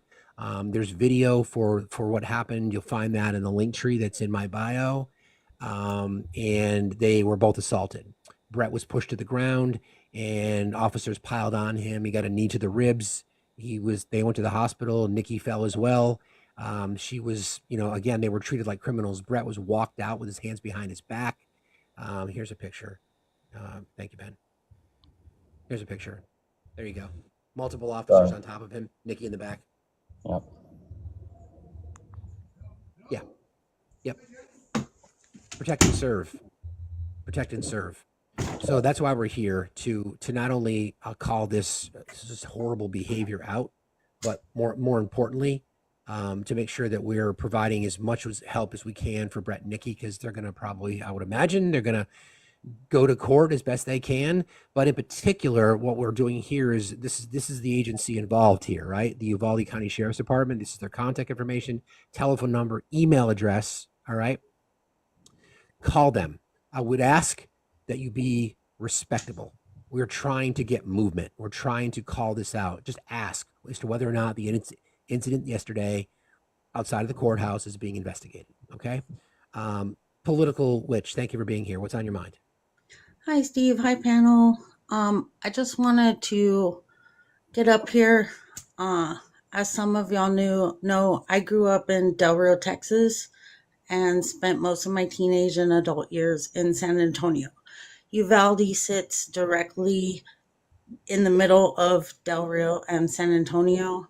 And I just wanted your viewers to know that when y'all say that Brett and Nikki are pretty much facing us by themselves in that small town, that is not an exaggeration. I cannot stress enough how different small town Texas is from anywhere else in the world. I've lived in 7 different countries, a lot of states in the United States, and having grown up here and directly in a small Texas town, it's very important for everyone across the nation to support Brett and Nikki, because the mentality in that small town is the same as the mentality in Del Rio. And they really are facing all of this. And that's why they were treated like this yesterday at the courthouse, because they are alone in this as far as Uvalde and as far as most everybody in Texas. And anybody in Texas who lives here knows exactly what I'm speaking of. Small towns in other states are far more different than the mentality in small Texas towns. So any support you can give to Brett and Nikki from anywhere in the United States just helps strengthen their voice, because they really are facing a whole town, a whole state by themselves. So Yeah, that's been the most one of the most frustrating things, looking in, is that, they've become public enemy number one in their own community when it's their child who lost their life because of inaction. Absolutely. And in small town Texas, a pew pew outweighs your feelings, your anger, your everything. And so Brett and Nikki are some of the bravest people I've ever had the pleasure of listening to. I don't know them personally, but I have been following Brett and Nikki since Uvalde happened, because it's so close to where I live. And I've been to Uvalde many, many, many, many times. I've been to the memorial in the town square for the kids and the two teachers. It really is heartbreaking standing in that small town, knowing how people look at them. I don't want to interrupt you, but mods, get rid of John Doe. I'm like, he's sitting in there trying to derail. I'm not dealing with that. Yeah, and John then there's Doe, also please one bot. get rid of him, guys. Thank you. So I just would like to kind of recap for some folks, because just some details of the case in case people don't know. 376 officers did nothing for an hour and 14 minutes. The Texas Department of Public Safety officials laid much of the responsibility for the police response on the UCISD PD, which is the Uvalde Consolidated Independent School District Police Department, specifically Chief Pedro Arredondo, whom they identified as the incident commander. Arredondo disputed the characterization of his role as incident commander, but was fired by the Uvalde School District. A report by the Texas House of Representatives Investigative Committee attributed the fault more widely to systemic failures and egregious poor decision-making by many authorities. It said, quote, "At Robb Elementary, law enforcement responders failed to adhere to their active shooter training, and they failed to prioritize saving lives of innocent victims over their own safety. There was an unacceptably long period of time before officers breached the classroom, neutralized the attacker, and began rescue efforts. Shortly after the shooting, local and state officials gave inaccurate reports of the timeline of events and exaggerated police actions. The Texas Department of Public Safety acknowledged it was an error for law enforcement to delay an assault on the shooter's position in the student-filled classrooms, attributing this to the school district police chief's assessment of the situation as one with a barricaded subject instead of an active shooter. Law enforcement was aware there were injured individuals in the school before they made their entrance. In June of 2024, 2 officers, including Arredondo, were criminally indicted for allegedly mishandling the response to the shooting. And this, again, the continuation of that investigation led to a court date yesterday, of which Nikki and Brett Cross attended. And then, just to recap the story, a public court hearing, by the way, and they were escorted out violently and assaulted by the officers involved, members of the Uvalde Sheriff's Department, who, again, ACAB covering for their own mistakes. And play Uzi's story again, Steve, since you just told. That way people know who Brett and Nikki are and why they were there. You got it. Trigger warning. So again, this is Uzziah, their son, and this is through theshotline.org. Trigger warning. Hi, this is Uzi Garcia. I love video games, telling jokes and making my friends laugh, and jumping on the trampoline with my family. I'm a 4th grader at Robb Elementary School in Uvalde, Texas. Or at least I was, when a man with an AR-15 came into my school and killed 18 of my classmates, 2 teachers, and me. That was almost 2 years ago. Nothing has changed. Even more shootings have happened. That's why my family recreated my voice, using AI to call you today and demand change. You'll be getting more calls from others like me, too. I used to love helping people. What is it going to take for you to help make sure violence like this stops happening? I appreciate people are sobbing in the chat, but use what you hear there and use it to fuel you, because this is how we cannot be apathetic. We cannot continue to be apathetic. We cannot we cannot continue to complain about thoughts and prayers and then for us to do nothing about it. Right. And Uvalde is banking on people being apathetic. They want to silence it. Abbott wants to sweep it under the rug. And I think the more voices from around our country and even around the world, if you can do it and you're sitting in a foreign country, then that might just show the reach of something that affects all of us on the planet.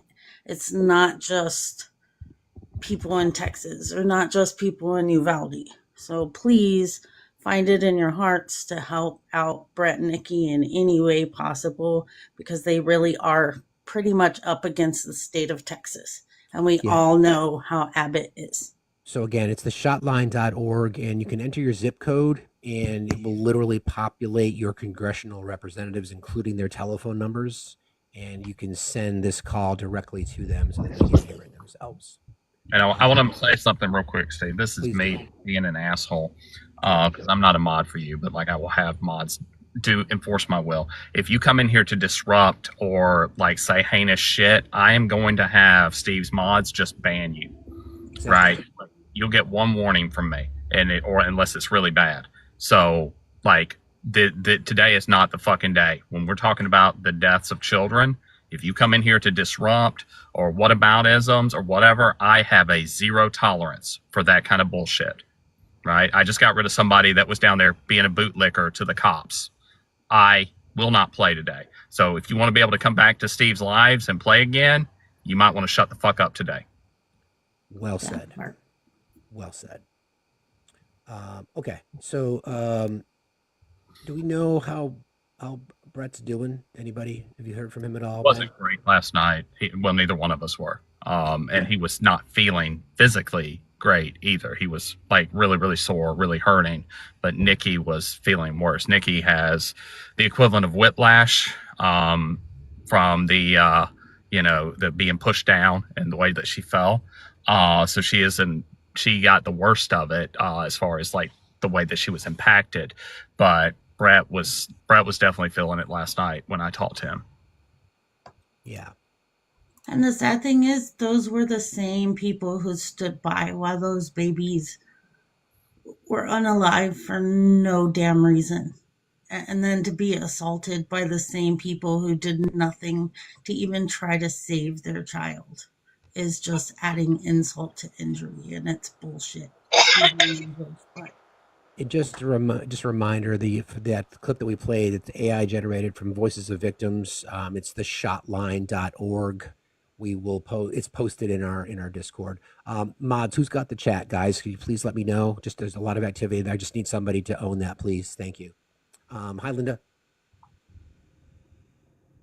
Linda, are you there? I see Lainey's joined the chat. I don't know if she's requested defense trans. Yeah, I saw her. She's in the chat. I haven't seen her come up, but she can if she'd like to. Bring up Natalie. But she can if she'd like to. Hi, Natalie. How are you? Hello. And improved free iHeart. Can you turn your background noise down, please? Yeah, hang on. I was just taking off Bluetooth. Is that better? That's better. Thank you. Okay. I just wanted real quick to say, Ben, I was in that live for quite a while yesterday while everything was kind of happening live. What was that person's name? Do you know who I'm... Which person? So the guy that made the T-shirt about the sounds of kids' voices being muted.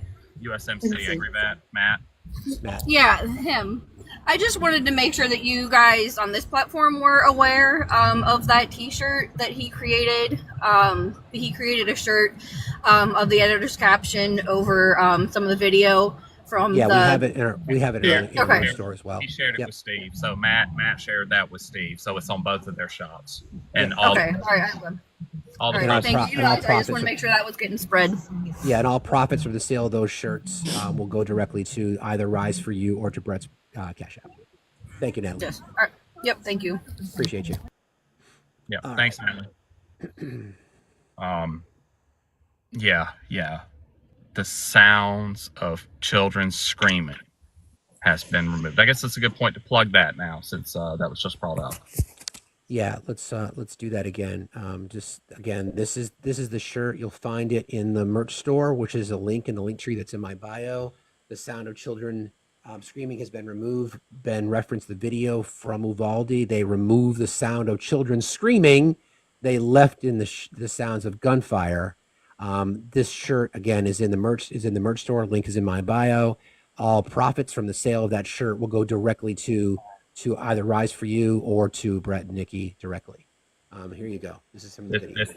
This is Ivalde. This is when the event's happening, and they left in the sound of gunfire. But an editor makes a note that the sound of children screaming has been removed. Yeah. So that's where that comes from. America. All right. Let me do this. Sorry, Ben. Okay. Brett's pay app is in the background here in just 1 second as soon as I can do this. All right. Go here. We'll go there. So right above my head, eventually, you will see pay apps for Brett. It's right there. It's also in the link tree. That's also, I put that in last night. That's also in the link tree that's in my bio. And again, Rise for You, the link to that is in my bio. It's a 501c3. And it's an amazing organization that they started just to keep awareness, to keep Uzi's memory alive. Because that's again why we're here. Thank you, Nana Katie, for buying that. We're up to 39 shirts sold. You guys are great. Again, every dollar of profit will go directly to support Brett and Nikki. Blackwell, thanks for being and here. the second line of that shirt says the new motto of the United States. Somebody was asking. Good morning, everyone. Thank you for letting me up on. I'm 53. I've watched a lot of these shootings happen. I feel like I've got a pretty good grasp of how awful it is. And this topic of the gun shootings has become a very divisive issue in my family. My brother is a police officer high up. And I think this whole problem could be solved if police would come out for safe gun reform. If the good guys would serve and protect us and start demanding better gun policies. Because I think with this Uvalde thing, the guys just were scared. And rather than admit they were scared, they're going to act like tough guys and beat up victims. But do you agree that the police, if in the police unions en masse said, we demand better gun safety, we'd get it? No, I mean, not that group. Not in Texas. I mean, it's a great theory in hope and all of that, but like I got up here to say, the mentality of small town Texas, especially if they're in law enforcement or any position of power, it really it makes me lose more respect for the police. Absolutely. They really, they want to be the good guys, the serve and protect guys. This is the way to do it. Come out for gun reform.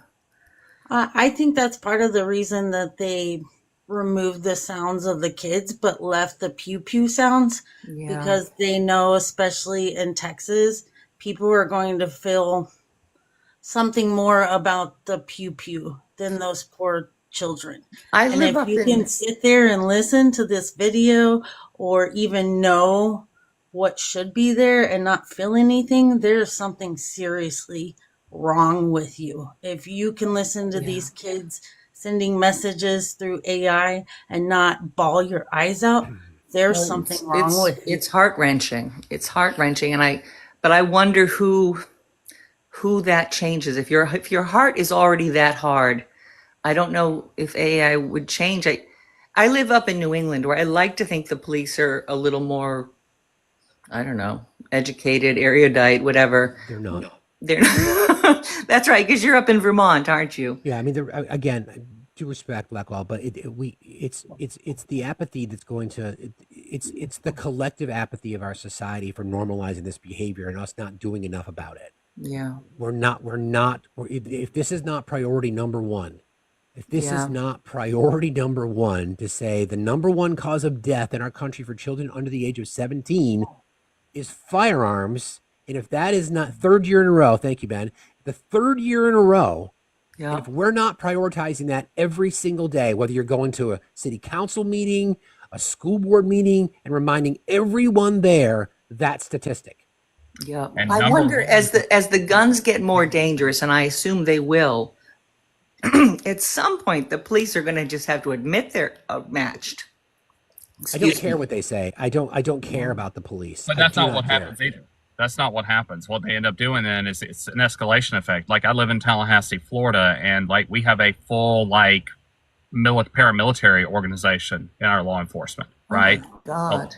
As you know, we allow things to be sold to the public, then cops have to get better things to compete with the public, and so then the public gets better things, and it just continues to build an escalation. We have an actual tank in Tallahassee for the police department. Of course. And I'd just like to quickly, ahead. I'm sorry, address Joseph in Texas too. I don't want to hear the sounds of children screaming, but it needs to be heard. Muting it to placate your delicate nature is what's wrong with this country. Yeah, that allows us to So, normalize it. nut up, Buttercup, and deal with your feelings. Yep. It's to make it palatable, to make it where you don't have to think about the fact that children were killed in that event, that someone used an AR-15 to unalive dozens of people. That's to make it palatable so that you can ignore it and so that they can get clicks and views on their website. Exactly. Again, just an update that this is Brett's pay app. If you'd like to support it, you can. If there's a message you'd like me to share with them, you can use my Cash App, which is also in the link tree that's in my bio, and just put for Uzi so I know directly that it's going to them, and that any proceeds from that will go directly to them, either to Cash App or through Rise for You. And also, we're selling the Sound of Children t-shirt on our merch store. All profits from the sale of those shirts, we're up to 39 now, will go directly to them as well. So thank you all for doing that. I'm glad you said that, Scarzy, because it's got to be uncomfortable. This, again, societies fail because of apathy. You know, we have the new administration is there because of apathy, because of laziness, because of entitled bullshit. Happened in 2016, happened again. We have to stop with this. Due respect. Tears aren't cutting it. Turn your tears into anger. Do something. Do something. The last time when I have conversations with people, especially people who express the most frustration, I said, well, what are you doing about it? Well, what do you mean? Well, what are you doing about it? And the answer more often than not is nothing. You sit in your space and you complain and you judge others and you criticize and you say how awful that is, but then we don't do a fucking thing about it.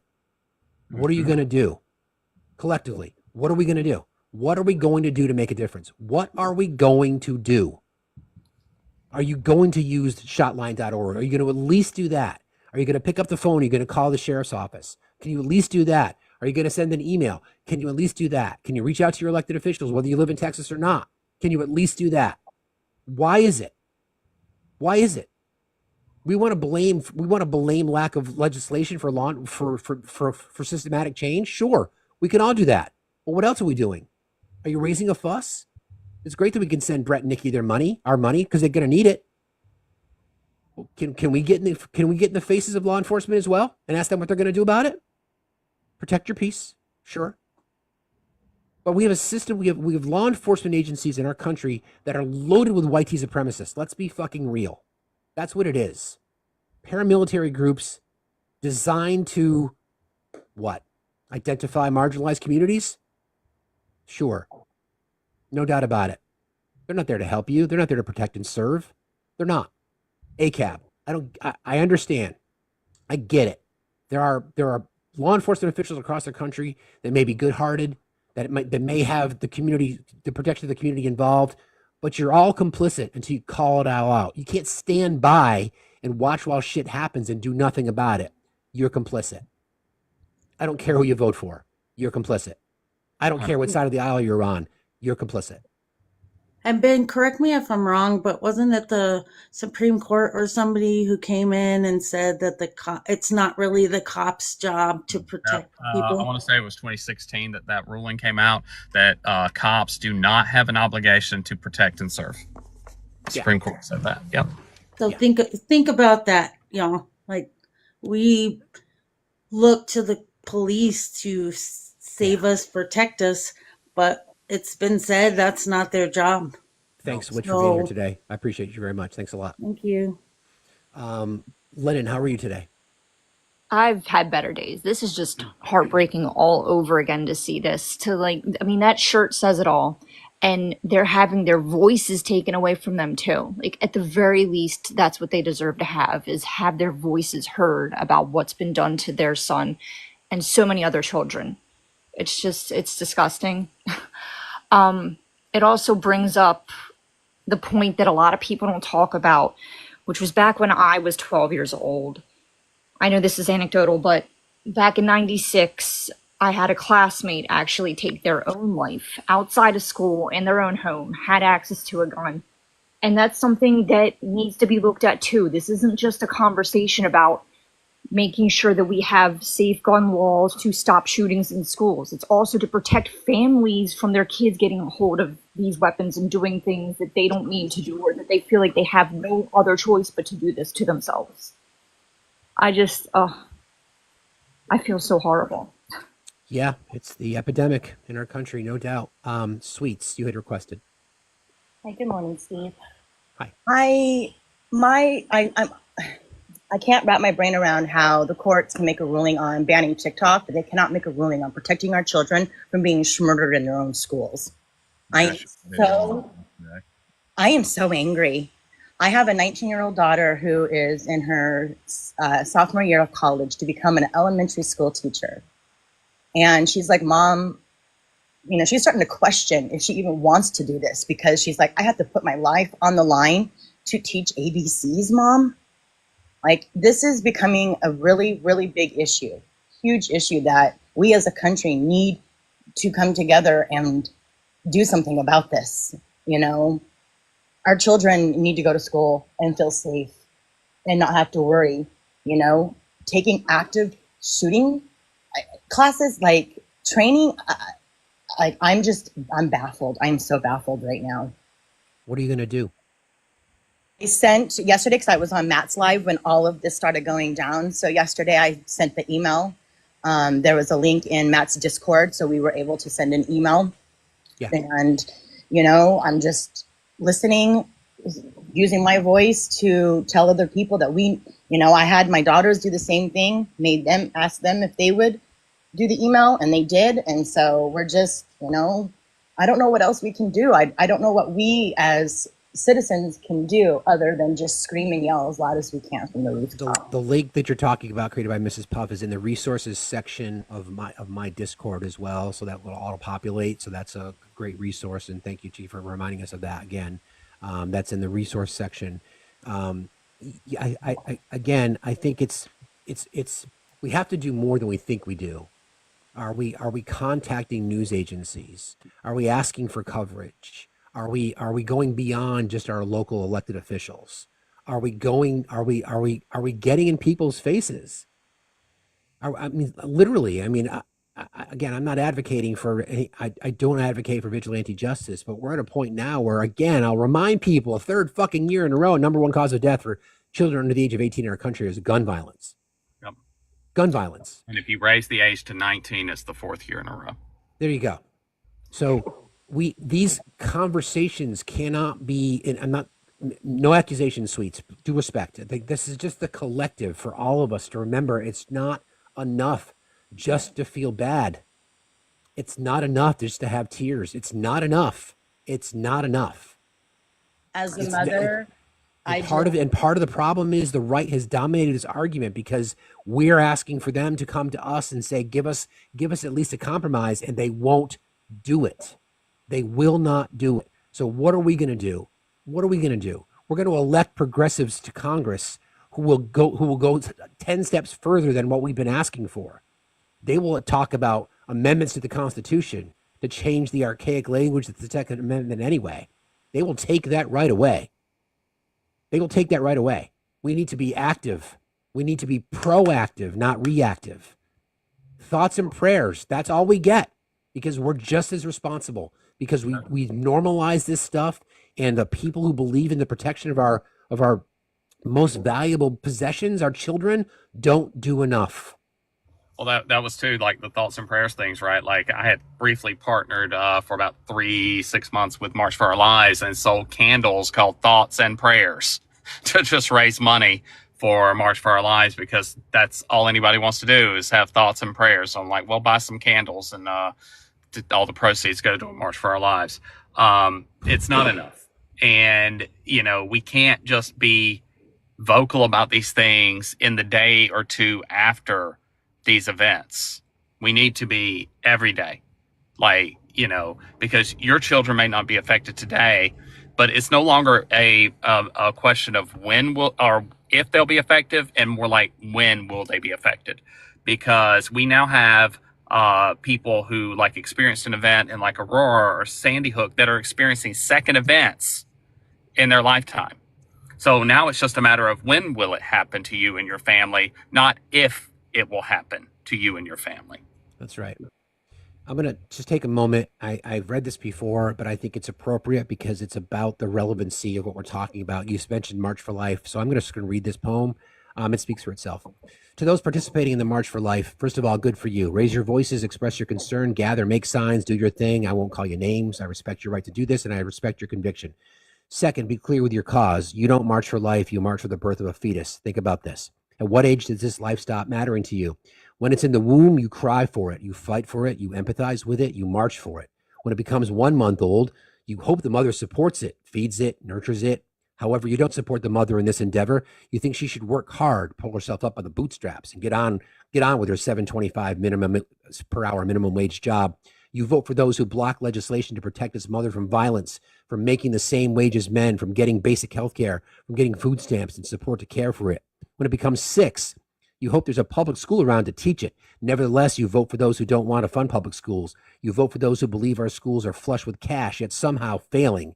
The wealthier kids that live by it are able to go to different schools, but this fetus is stuck at an overcrowded and underfunded public school, so it falls behind in reading and in math. You feel bad for it, but you don't march for it. You mostly blame its single mother for not doing more to be involved with its schooling. She should do homework with it. She should read to it more. Maybe she should get a tutor. Nonetheless, she works 2 jobs, but she's barely getting by. Now it's 14 years old. It just had its first experience with a boy. It's not sure if it was safe with this boy, and it thinks it needs to go see a doctor. However, it's scared, and it's embarrassed, and it doesn't want to get in trouble with mom. Therefore, it looks for Planned Parenthood in its area, but they've all been shut down. But you feel no sympathy for it anymore. It's now a slut to you. It should have been made better choices, been more Christian. It's no longer worthy of your support. You don't march for it, because you're not marching for life. You're marching for religion and righteousness and oppressing women with your outdated views of how you should behave.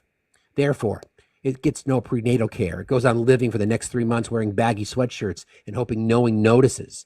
When its mom finally does notice, she tells it to get an abortion because they don't have the money to support another it, and because it is still a child trying to go to school and have a life. Again, you don't march for this life. You voted to make abortion illegal, and you feel good. You feel right with God because you saved another fetus. This time, it was given up for adoption. It joins more than 400,000 children in the U.S. foster care system. If it's lucky, it'll only spend the average 3 years in foster care. If it's lucky, it won't fall into the 78% of foster care children who experience some form of abuse. If it's lucky, it won't be one of the 80% of imprisoned children who spent some time in the foster care system. If it's lucky, it'll be one of 50% of foster kids that graduate high school by the age of 18. If it's lucky, it'll be one of the 9% of former foster care kids that earn a bachelor's degree. If it's lucky, it'll be adopted before it turns 18 and is thrown out on the streets to fend for itself. However, you don't march for those lives. Now it's 18 and jump from foster home to foster home. It doesn't have a family. It's depressed, emotionally damaged. It needs help. It could use some health care, but obviously you can't afford it. It could use a job. It has no clothes and nowhere to stay. You avoid it on the streets, taking the long route to your car, hoping it doesn't stop you to ask you for some change. You wish it would go somewhere else, anywhere but your neighborhood. It gets too hungry. It turns to sex work because the only option it has. It starts using drugs to numb the pain of this sex work. However, you don't march for this life.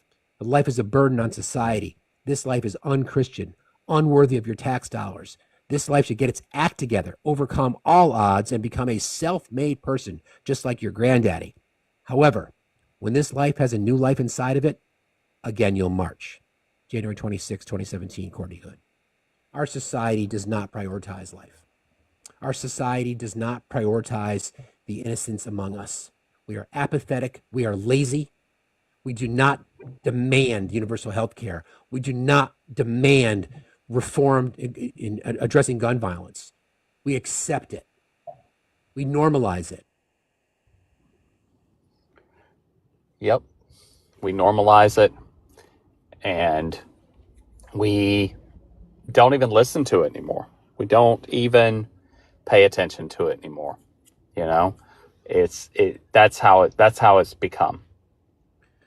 A reminder, we're here to help our friends Brett and Nikki, who were assaulted by the Uvalde Sheriff's Department yesterday, attending a court case to hold those accountable for inaction that led to the death of their son.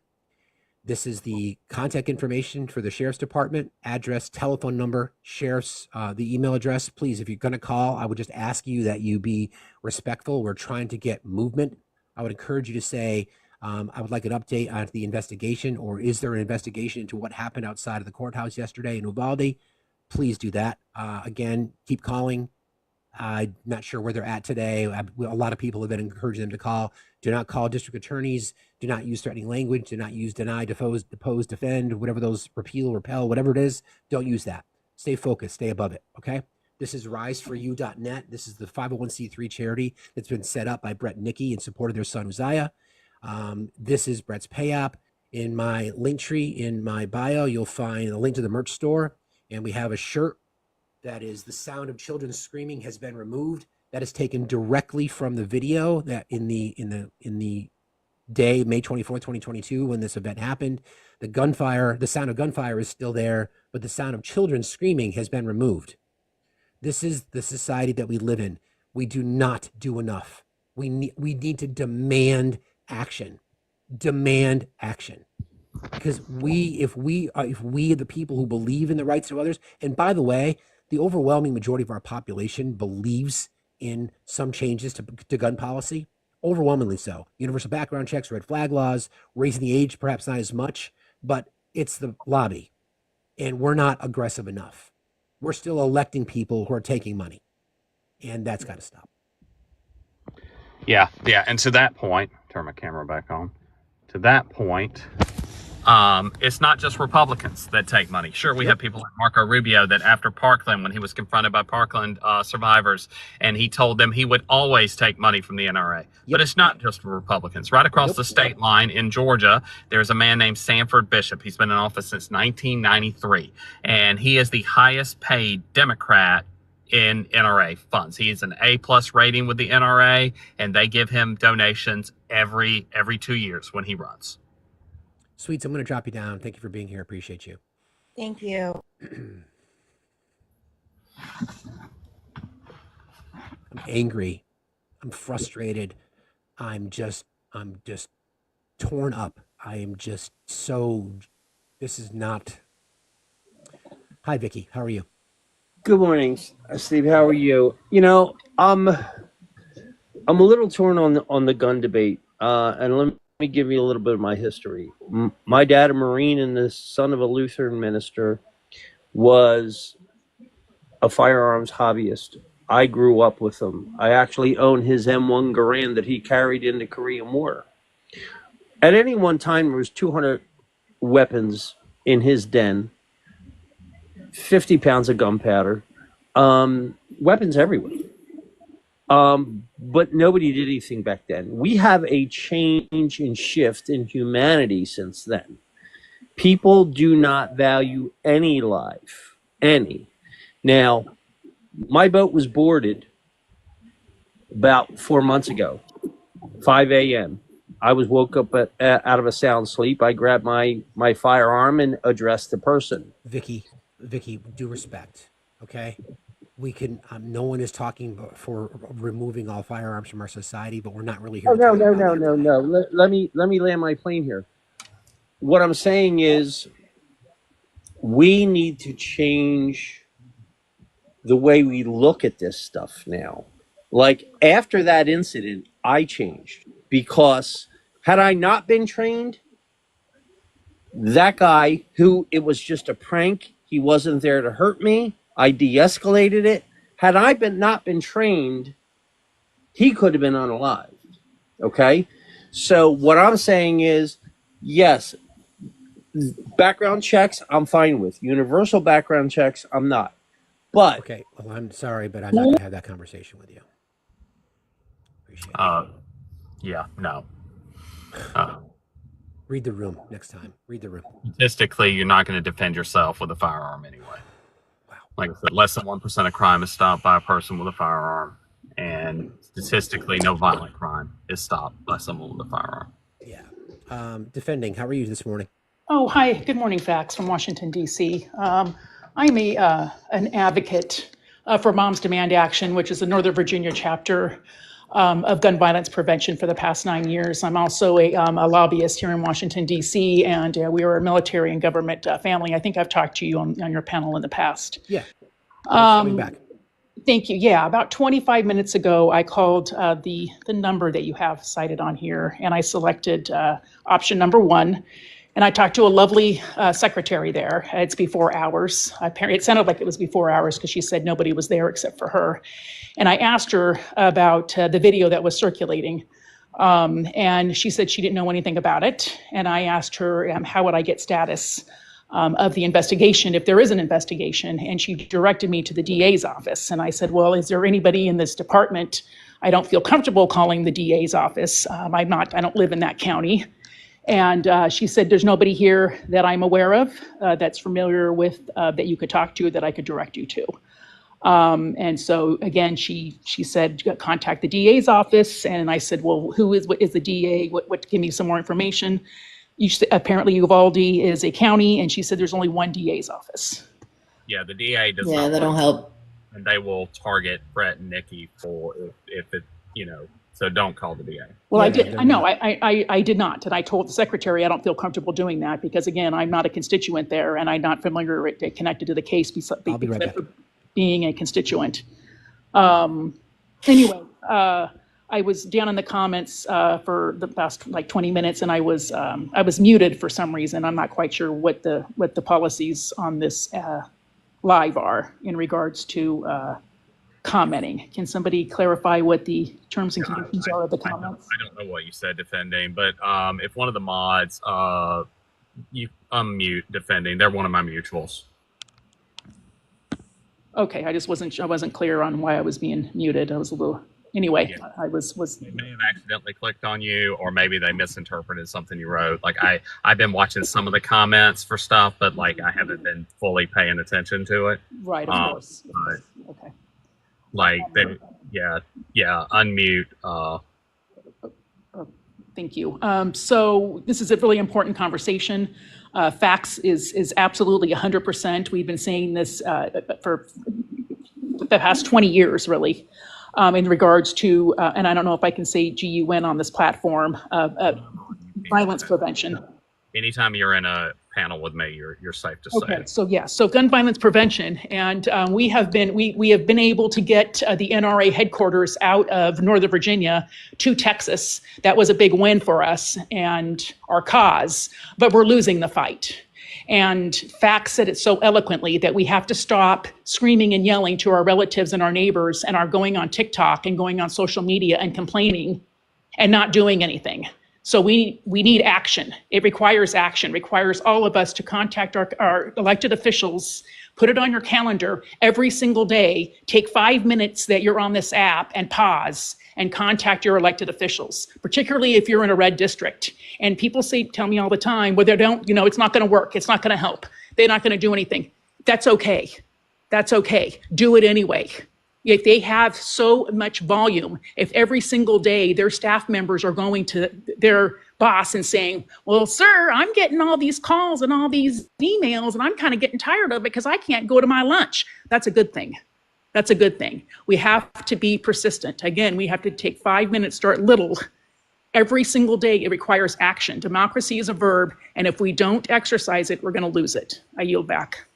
100% agree with you defending. We need to shut their phone lines down, right? Like if they hang up on you, call them immediately back. Just keep calling them where they can't take any other calls except for calls like this to force them to address it, right? Like malicious compliance is what I keep saying, right? Let's keep doing it until they become so annoyed and bothered that they actually take action to do it. And, to talk about the organizations you're with, Moms Demand and Students Demand are great organizations to partner up with for anyone wanting to know how to get involved. I've given talks to both of those organizations at different times. They are great about mobilizing in different localities. So you can find your local chapters. I would highly recommend people get involved. Do something. We have to do something. Exactly. And let's keep in mind, it doesn't have to be, action. The legislative bodies in our country, right, are there to legislate. That's what they're there to do. It doesn't necessarily need to take a representative from Texas to introduce legislation. It doesn't have to be a person who supports a red district. This is why it's important. I mean, I speak to so many people, and I would bet you people who claim to be politically involved, I'll bet you it's 80% do not know who their elected representatives are. That's embarrassing. That's embarrassing. That is horrible. That's shame on all of us. Again, I don't give a shit what side of the aisle you sit on. That's embarrassing. I didn't know mine, though, because all three of mine are horrible. Well, okay. Well, then you're in that list, too, there. You're in that list, too. Rick Scott and Marco Rubio. That sucks. Yeah, that's embarrassing. I mean, it's just a great example. We need to do better. The reality of this, the reality of this, and you said it very well, defending. I mean, and to reiterate, I've talked about this before. Change comes primarily from two reasons: inspiration or desperation. Generally speaking, you want to be inspired to change, but we are now desperate. It's desperate. We are desperate to change society. And for those of us who continue to cry and thoughts and prayers, I'm not saying that we're the ones that are saying it, but we're accepting it. We're normalizing it. We're not doing enough about it.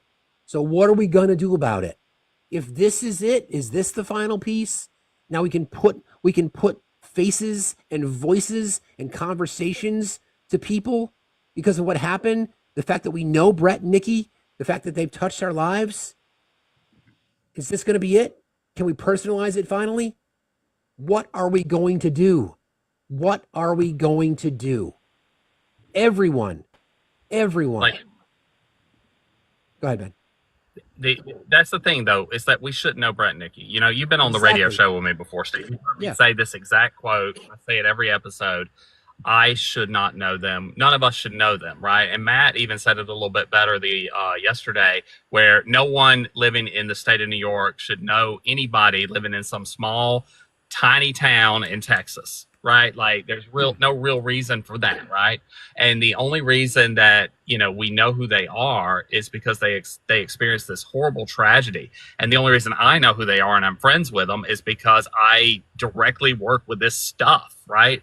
And so it's I should not know them. I would give up knowing. Brett's one of my best friends. I would give up knowing Brett if it meant that Uzziah was back with them. Exactly. Texas, you guys are big on Friday Night Lights. Well, how about Friday Night Lights shining the issue on the fact that the number one cause of death for children in America is gun violence? Again, let's stop being apathetic. Third year in a row. Let's stop being apathetic. Let's demand action. Again, I'm glad, defending, that you got a hold of somebody down there. Better luck. Maybe that's the key. Maybe it's to call it early. But I have a feeling that they know. I'm not saying that they were lying to you, but I can't believe that they don't know. I can't believe that they don't know. And again, as a cautionary tale, we're not going to call the district attorney. I know you didn't, but we've been asked to not do that because the district attorney who represents that district already has Brett and Nikki on their radar. So we don't want to do that. Correct. Yeah. And we know that they know because they're already trying to spin it that they fell down. That's what they are telling people right now, is that, they tripped. So Brett sent me screenshots zoomed in slow motion of their feet where you can see them stepping on their feet and pushing them. Yeah. Right. But they're trying to claim that they tripped and fell, that they didn't actually push them down. again, just to recap here, we are here in support of our friends Brett and Nikki and their families and their children. In case you don't know, I can't imagine you wouldn't know by now, they lost their son Uzi in the Robb Elementary massacre almost 2 years ago. It'll be 2 years in May. And the Uvalde County Sheriff Department, inactions, deceit, deception, unwilling to accept accountability. 2 members of that department have been charged. Brett and Nikki attended a court hearing yesterday as the case moves through the court system, and they were escorted out. They were told they couldn't be there, never given a reason other than Nikki dropping the F-bomb. Brett had his hands behind his back as he was being taken through the door, treated like a criminal, like it was a perp walk. And as Ben just described, stepped on his foot and fell down, and then multiple officers piled on top of him. He had injuries to his ribs. Nikki has some PTSD already related to this. She's suffering from some whiplash. She fell down as well. Again, parents of children who've been massacred in school shootings in America, in Texas at least, are now considered threats to public safety. That's what I have some statistics when you get a minute. Go for it. Okay, since the shooting at Columbine in high school in 1999, more than 338,000, I'll repeat that, 338,000 students in our United States of America have experienced gun violence in their schools. We are talking about kindergartners, we're talking about middle schoolers, and we're talking about high schoolers. This is happening in America. This is unique in America. This does not happen in any other civilized country on this planet. Gun violence and gun shootings are unique to, this is an American epidemic, and we have to do something, and nothing is going to happen until we demand from our elected officials that you send here to Washington, D.C. to do something and make it a priority. And if that's out of your sweet spot, what are you good at? Are you a t-shirt maker? Are you a wood carver? Do you make posters? Why not make posters? Create an Etsy store calling out the message of, again, that the sounds of children screaming has been removed. People will know what that means. We have to do something. We have to. We have to. Yeah, no, we have to. Because it's not a mental health problem. It's not a people problem. It's a gun problem. Right? We have 120.5 guns per 100 people in the United States, making us the largest amount in the entire world. The next closest country is war-torn Yemen, with half as much. It's 60.1 per 100. And we, as defending just mentioned, are the only country in the world where our children are at more risk being at school than they are doing any other activity that they do. Think about that statistic.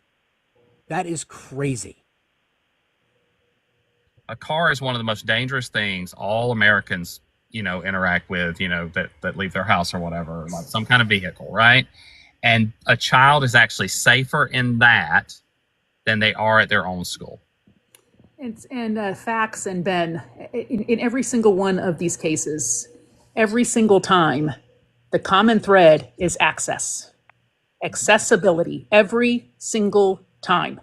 It's access. And a perfect example of that defending is the Winder, Georgia case, right? Where he got a hold of a weapon that was bought for him, that was not secured, not locked up, had easy access to it. He was 14. In the state of Georgia, you cannot buy a paintball gun until you are 16 years old, much less an AR-15. Every single time, access.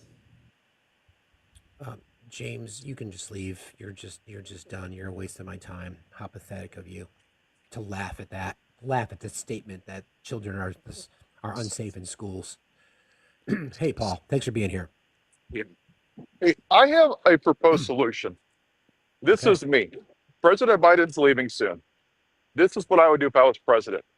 I would take my presidential butt and I would sit in Congress every single day with live cameras there until Congress and the Senate got their butts in there and dealt with the problem. The reason I would do that is because every time a shooting happens, it goes out of the mainstream media. It goes out of people's short attention span. The only way that this is going to get solved is if we keep it in front of the American people. If we remind them how serious this is. Is there any reason that wouldn't work? It's almost like a protest to Congress to do their jobs. I mean, the Republicans would ignore him, but like I think it would But be that's interesting. but that's to see. okay But though. It's okay that they ignore. It shows that they don't care. the issue with the media, though, like I'm gonna call this out, like the issue with the media is how they focus on shootings, because often they focus on the perpetrator of violence, not the victims of violence. And there is a theory in criminology called contagion that says the more time the media, and that includes social media like us, spends talking about the perpetrators of these mass shooting events, there is a statistical likelihood that there will be more mass shooting events. And that's why we always see three. The statistical says that within 12 days, there will be at least 2 more events. And if you look back at your news, we have a big one, and then they talk about it, and we see 2, maybe 3 more smaller ones, and then they kind of burned out on talking about it, and then they go away, right? Right. Contagion that we cannot talk about. That's why on Brett and my radio show, we never name shooters at all. We practice no notoriety, and the radio show is focused on the victims of gun violence. Okay, whether that's homicide, suicide, mass shootings, whatever. So we cannot focus on the people who commit these atrocities, but that's what the media wants to do because that gets them clicks and views. Talking about victims, that's sad. People might not read that. Right, but when they do, but when they do filibusters, they sit up there and read a bunch of fairy tales and stories for hours and hours through the night to hold up a vote. Congress has the ability to do something like that. Why can't they do a filibuster in the Congress or the Senate or the president for the same thing? And then just every day have another person read stories for hours and hours and hours and just gum up the works of Congress until it gets resolved. Why is that not at least a potential solution? I would rather, since the Supreme Court has granted immunity to the office of the presidency, I would rather Joe Biden use it and say, okay, firearms are now not allowed in 50 states. Throw the language out there for somebody to respond. This is what I'm talking about how the right has dominated because they press the system. They will deny reality. They will break laws. They will do anything and everything. And yet the Republicans attempt, in good faith, to be on the moral high ground. Fuck that bullshit. Kids are dying. It's also really important to point out that Republicans are never blamed for gun legislation, right? It's Democrats always will be. So that's why Democrats never actually really put anything forward, right? The most prominent figure for gun control in modern U.S. history was Ronald Reagan. Exactly. Right? The only reason the Brady handgun bill passed, the only reason the semi-automatic weapons bill passed is because of Ronald Reagan. Yet we blame Bill Clinton because Congress tried to delay it until we got a Democrat in office passing those things. But Reagan was going around the country pushing, from the minute that James Brady was injured, pushing for background checks to be implemented to prevent people like Hinckley from getting a weapon. And so, but we don't blame Reagan. We don't look at Reagan and say, we know senators and representatives said they only voted for this bill because Reagan told them to and they were afraid. And that includes even Democrats, right? A guy that I like to make fun of his name out of New Hampshire, Dick Sweat, he was a Democrat, and he also said, I only voted for the semi-automatic weapons ban because Ronald Reagan told me to, right? That's why Donald Trump made the comments following Parkland that you all are afraid of the NRA. I'll do what I want. And he's banning bump stocks and threatening to take away due process because they know that no matter what gun laws get passed while they're in office, no one will say anything to them. They won't point the finger at them. But a Democrat, look at how often we blame Barack Obama for trying to come and take away your guns, right? It got to the point that the New Yorker made a cartoon showing a gun store that said the annual coming to take your gun away sale. Exactly.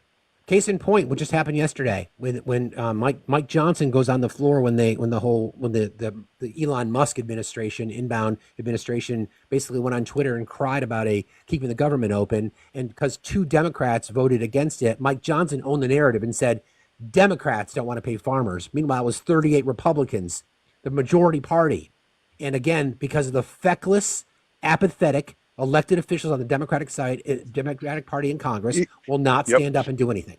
They will not. You know, They will let the right own the narrative on lies, rhetoric, and bullshit. Meanwhile, children are fucking dying in our country at the hand of gun violence. speaking of that, you know, I know that AOC wanted a full vote yesterday. What happened with that vote? Well, without real quick, Mike Johnson tried to circumvent the rules by the way in which he introduced the legislation after they had agreed on a continuing resolution, and then Trump and Elon Musk got in the way, and then he tried to subvert the issues or subvert the process, which required 2/3 vote, so a simple majority wouldn't have done it. But again, 38 Republicans voted against it. So once again, if we expect, I appreciate what you're saying, Paul.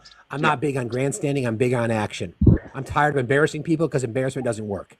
I'm tired. No, I'm asking that question because Nancy Pelosi, to your point, pushed a 70-year-old dude with throat cancer over AOC. Exactly. She wanted to maintain exactly what you're talking about, and that's why I was curious when that vote went to the floor. Did she get elected, or did they stand by the Nancy Pelosi's desire to put her person Conley's up the there? co-chair. Conley's the he's the minority leader in the minority leader in the committee. So Yeah, Conley from But Virginia. let's not get too distracted. Exactly. from- We're not going to thank get you. distracted. Yes. relevant to what we're talking Yeah, about. but, it is in a way because it talks about inaction, about the prioritization of things that should matter in our country just don't matter. That is, healthcare, for example. And meanwhile, we've got the billionaire class taking money from the NRA so that they'll threaten to primary Republicans if they don't support their agenda. Children are dying. Children are living below the poverty line in our country. We've got incidents that public schools are not being funded. And again, the myth and the lie that Republicans want to say that let's use money to harden our schools. They don't want to support public education, but they want to harden the schools. They want to ban books. Okay, sure. Ban books, eliminate the Department of Education, but yeah, schools should be a bunker. Yeah. Schools should be we should protect our. The federal assault weapons ban, which prohibited the sale and manufacture of certain military-style semi-automatic weapons and high-capacity magazines in the United States, expired in 2004. That was 20 years ago. 20 years. We have been living in this horror. Yeah, before the ban went into place, the average was about 7.4 deaths because of mass shootings. While it was in place, it was 5.2. And since it's come out, it's like it's 60. Thanks, Paul. Yeah. I'm defending. I don't know if you have ever met Ben. No, I know. Is he friendly? Oh yeah, Ben is a preeminent expert on gun violence in America. I'm one of the top gun scholars in the world. Oh, and are you currently active in any agency, or are you civilian? I'm a professor at Florida State University. Florida. Okay, so an educator. Excellent, Ben. Hi, I'm in Washington, D.C. Nice to meet you. Hi, AD. Good morning. Did I request? You did. Did you want to? I'm sorry. No, I was finger tapping. I haven't had enough coffee yet, but I'm so glad you're here, and I'm glad Ben's here. And thank you for being here defending. I followed you. I love what you do. Thank you, Amy. And I appreciate your work. And yeah, I'm just still kind of reeling from the video. And I just literally was catching up because I fell asleep before I did that last night. So yeah. No problem. Thank you for being here, friend. You bet. Love y'all. You too. All right. Just as a reminder, we are now up to 43. Let's just refresh here. Sorry, tickle in my throat. 43 shirts sold. What we're talking about is this particular shirt that's in the link tree, that's in the merch store. So this is the sound of children screaming has been removed. New motto of the United States of America. That comes from a screen grab that Ben has right here. How disturbing is this? Literally, the sound of children screaming has been removed, but they left in the sound of the gun and the bullets raining out. So that T-shirt is in the merch store. All profit that we gain from the sale of the 43 shirts will go directly to either Rise for You or to Brett and Nikki's Cash Apps. Yeah. In order to make it palpable to us as Americans, they left the gunfire, but they removed the sounds of children screaming. Editors, the sound of children screaming has been removed. Yeah, we don't want to offend anybody with the sound of children screaming. We want to get those clicks and views, man. We got to get people to come and look at that, that article. So we're going to remove the sounds of children screaming. Ben, in fact, do we know who edited that audio? Do we know anything any more about that, on why that was edited and muted? I don't. I don't know the reason that they did it, other than, like I said, for making it where it's palatable. That was done. I think that was Fox. I'm blanking now who it was that actually posted that clip. But it was done basically so that people didn't have to hear how horrible Not it was. be uncomfortable, right? We don't want to ruin their morning, right? Yeah, Yeah. if they're having their coffee and drinking and reading the Washington Post. We can't upset that, right? That's right. As a reminder, Uvalde County Sheriff Department is the agency responsible for lack of action in protecting the lives of those children, while part of the 376 officers that waited outside for over an hour before anything was done. And it wasn't even them. It took Department of Border Patrol, our Border Patrol agents, the tactical team, to actually respond. These are the people that assaulted Brett and Nikki. This is the telephone number. This is the email address. I would ask you all, if you're going to call, please be respectful. Please just inquire about the status of an investigation. If they direct you to the district attorney's office, please do not contact the district attorney's office. Brett and Nikki are already sort of on the radar of the DA in that county. That's a step you can take. I'm going to do right now, for those of you who are just joining, I'm going to play another Shotline video. This is from the shotline.org. Some trigger warnings here. This is, I'll just let people tell their story. Hey, my name is J.C. Webster. I like to think of myself as someone who's kind and who's laid back, who likes to joke around, but I'm not afraid to stand up to bullies. What I came to realize, though, is that people can stand up to bullies, but people can't stand up to bullets. In 2017, I was shot and killed. You heard that right, killed. Everything changed for my family that year. But with gun laws, nothing changes. Shootings keep happening and not a thing is done to fix that. Every morning before my mom left for work, I told her, "Hey, beautiful, I love you, be safe, have a blessed day, and God bless." But now I can't tell her anything at all. You're only hearing from me because my family used AI to recreate my voice so I could call you so you could hear from me directly. I've always said I may not change the world, but I want to inspire many. Today I want to inspire you to make change, to choose common sense over fear. So again, that's shotline.org. You can scroll through the various stories like JC's, and then there's an option for you to upload or enter your zip code, and it will give you a list of the representatives who represent you, and then you can send that call directly to them. That's again, really powerful. Really powerful. Thank you, Fax. It was really powerful. Can we tell your viewers on maybe giving them a script on what to ask? I know you mentioned asking about the status of the investigation. Can we be more specific on the investigation that happened a year ago, or the investigation that happened, the incident yesterday? Oh, I would say yesterday. Had they opened an investigation as to what happened yesterday? Okay, thank you for clarifying that. Yeah. It's a good call out.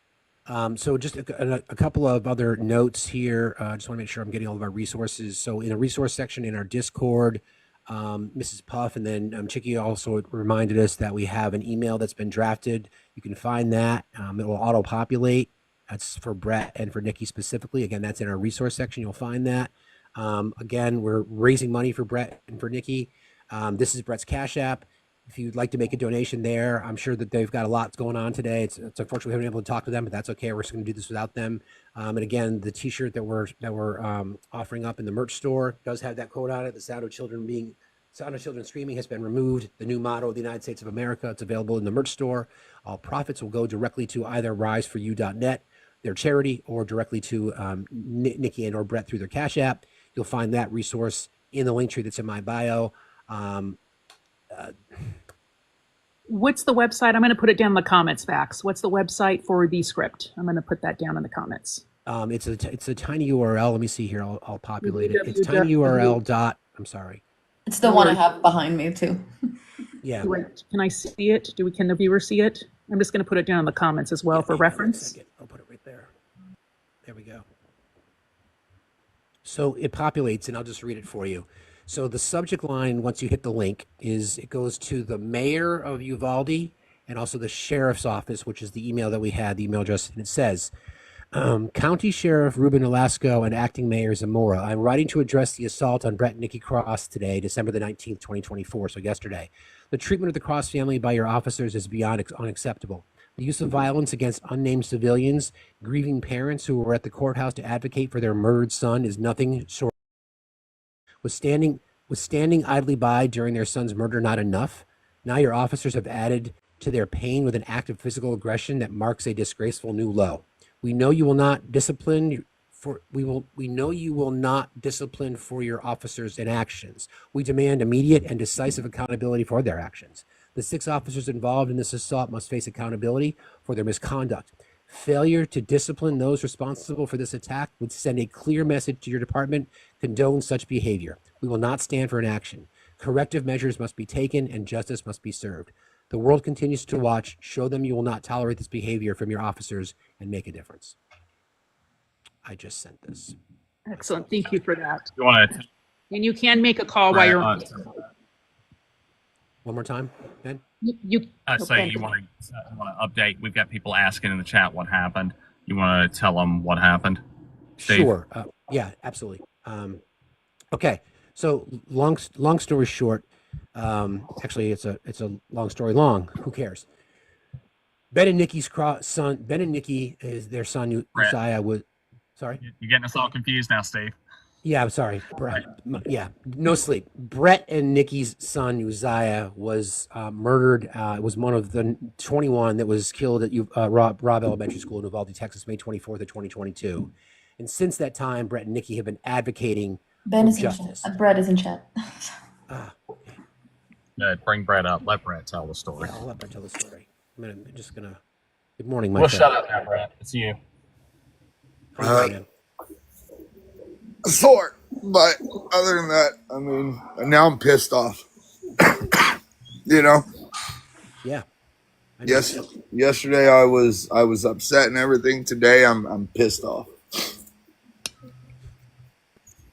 I was just about to bring people up to speed. We've been sharing your story all morning. For those of you who've been waiting to give gifts, now's the time. Please give Brett like crazy, like you've never gifted before. And just as a reminder, above my head, as soon as I can find it here, is Brett's Pay app. And again, this is riseforyou.net. The links to all of these various things are in the link tree that's in my bio. So we've been sort of informing people all morning as to what's going on, Brett, but why don't you update people? Yeah, so yesterday we had court for Pete Arredondo and Adrian Gonzalez. Excuse me, sorry about that. So we went up to it, went through the first God damn it, metal detector, and everything was good. Went through the second metal detector, and they were like, you have to remove your. Told Nikki that she had to remove her necklace that has Uzziah's thumbprint, and they told me I had to remove his ashes. So when that happened, Nikki told the lady, she goes, yeah, because my dead son's thumbprint is such a danger to everybody here, you know? And so she walks through. I'm still there. I've got a bunch of jewelry on. Y'all know how I look. And so, sorry about that. The wind's catching up really big. So then I tell Nikki, I'm like, hey, will you grab these ashes? Because I don't want any of these officers to touch it, right? I don't want none of them to touch it. And Nikki walks back. She grabs them. And the woman officer was like, you need to get back. And Nikki's like, I'm just grabbing the ashes. And then she was like, no, you need to get away from me. And Nikki's like, you don't fucking talk to me. And that all of a sudden she was like, you know, y'all come get her. I'm still trying to go through the metal detector. And by the time I get through the metal detector, there was 4 cops already approaching her. And I'm like, whoa, what's going on? You know? And he goes, y'all have to leave. And I'm like, what did we do? And Nikki goes, it's because I told her not to fucking talk to me, which she's well within her rights to. So I look at the officer and I'm like, so y'all are gonna like arrest her for saying fuck like y'all did me?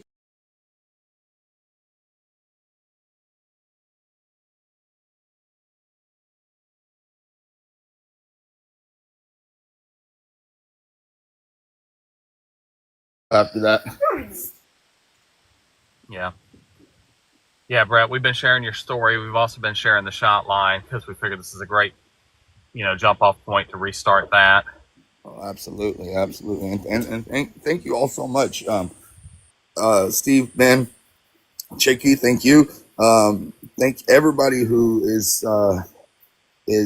here and helping out. I cannot tell y'all how much me and Nikki appreciate it.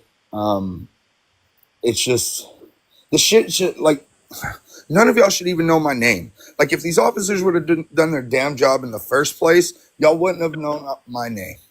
You know, like y'all wouldn't know me. But they continue to fail and fail and fail. They continue to arrest on trumped up charges here in Uvalde. You know, Yeah, he must have got a phone call. My alarm went off. It's 9 over here. Brett, But can you tell everybody what you told me when we spoke yesterday about what your fear was when you were on the ground? oh yeah, absolutely. So like not even gonna lie, when they had me down, so they had their at the time I didn't realize it, but I had 2 officers drop knees on me. I only thought there was one. Going back and looking at the video, you can see 2 people dropping their knees on me. But when their knee was on me, I was telling the officer, I was like, I can't breathe. Get the fuck off of me. I can't breathe. And you know, they were like, you're talking, you can breathe. And I'm like, get off of me. I can't breathe. But during that whole time, like I wasn't thinking about me. I wasn't thinking about Nikki. The thing that crossed through my mind is I'm either going to die right here or I'm about to get arrested. And I'm not going to be able to make it to my son's band concert last night. And that terrified me. That truly terrified me. And I'm not one to I don't get scared easily. You know, like I'm not saying I'm a badass or anything, but when you lose your child, nothing tends to scare you. You don't have nothing to lose anymore. But yeah, that scared me. So I want to thank Jace for his $25 that I'll send your way, and also to Cookie for a $200 donation, Brett, and I'll be coming your way. This is what we do. So I think what you said for people who just I'm not sure if you heard that, because when you told me that last night, I was just like, that's where your mind went. Yeah. Your mind went to how I got to make it to my son's concert. Yeah. And I think that the amazing, I don't even know how to say this, and I'm very rarely at a loss for words, but you know, the humanity that you have shown through what you've gone through, where you're completely dedicated to your wife and to your kids, and you've never lost sight of that. And it would have been easy to give up. Easy to give up. I've said numerous times on the radio show that Brett and I host together that like I don't know that I would have had the strength to do what Brett does. It's not strength though. Like Defending, honestly, I'm going to drop you down. Thank you for being here, Defending. I appreciate you. Thank you. It's I felt. Here's the thing. It's not that I'm strong or anything like that. It's I feel like I failed my son, and I don't want to fail my other kids. They've already lost their brother. They don't need to lose their dad. That's the only reason. You know, like that is literally the only reason why I'm still on this planet, because I still have a chance to save and to protect my other kids. So what's happened in the last 24 hours, and how we've been directing people? You know, I spoke about this and you were comfortable with us sharing this information. We've had some people that have had some success contacting the sheriff's office this morning. Someone said that they had a brief conversation, and the person that they spoke to was nice, but really couldn't give a lot of information, and then directed her to call the DA. I know you don't want us to call the DA. So is there any other updates or any other calls of action that you would like us to take or to promote? I at this point, I think just those calls and those emails to the sheriff's office. I'm still contemplating whether or not, because I have to write up a quote unquote incident report and take it to them before I can take any other steps of action, which isn't going to do anything, right? I mean, Nolasco is the sheriff there, the elected sheriff. These are his deputies. He was there on May 24th. We've called for his badge. It's not nothing that we can do, but I have to do this first so that I can take it to the Rangers next. So, unfortunately, our DA tried to keep Uzziah's shoes from us. She has kept me out of meetings and information about the kids and the court stuff and everything. In any other state, this wouldn't have been an issue, but in Texas, you can't trust the cops, you can't trust the DA, you can't trust your attorney general, you can't trust your mayor or your governor. It's wild here. For those of us who are good parents, and I put you on the list of an amazing parent, I know it's easy for us to say it's my fault, but you don't own that, Brett. It's not your fault. It's not your fault. And I know you're processing through that. It's not. You've done. I mean, I know that's what we do, right? Well, I should have checked the wiper fluid in my daughter's car, so she could see where she was going and not run into the snowbank. Yes, that happened. Things like that. But you can't blame yourself for this. I think maybe this would be an opportunity for you to kind of just sort of bring people inside the case a little bit so that they can understand what you guys have been fighting against. Oh, wow. So try to figure out how to put almost 3 years worth of fight into a story. So first and foremost, it was after May 24th. It took us 3 weeks to have Uzziah's funeral because there was that many children and teachers that lost their lives, right? So it took us 3 weeks, which is just unbearable. After his funeral, me and Nikki, we were like, this can't stand. By then we knew that, that there had been 376 officers out there, that they sat outside and everything. So we went and started protesting. We had Uzziah's funeral, and then that weekend we did our first protest for Pete Arredondo because he still had a job as the school police chief. He was voted on as a city council member just a few weeks before the incident. So we started protesting. And that was the first thing. It took us 3 months to get him to lose his job at the school. But the school wanted they wanted cheering. They wanted applause. They wanted us to pat them on the backs for doing what they were supposed to do,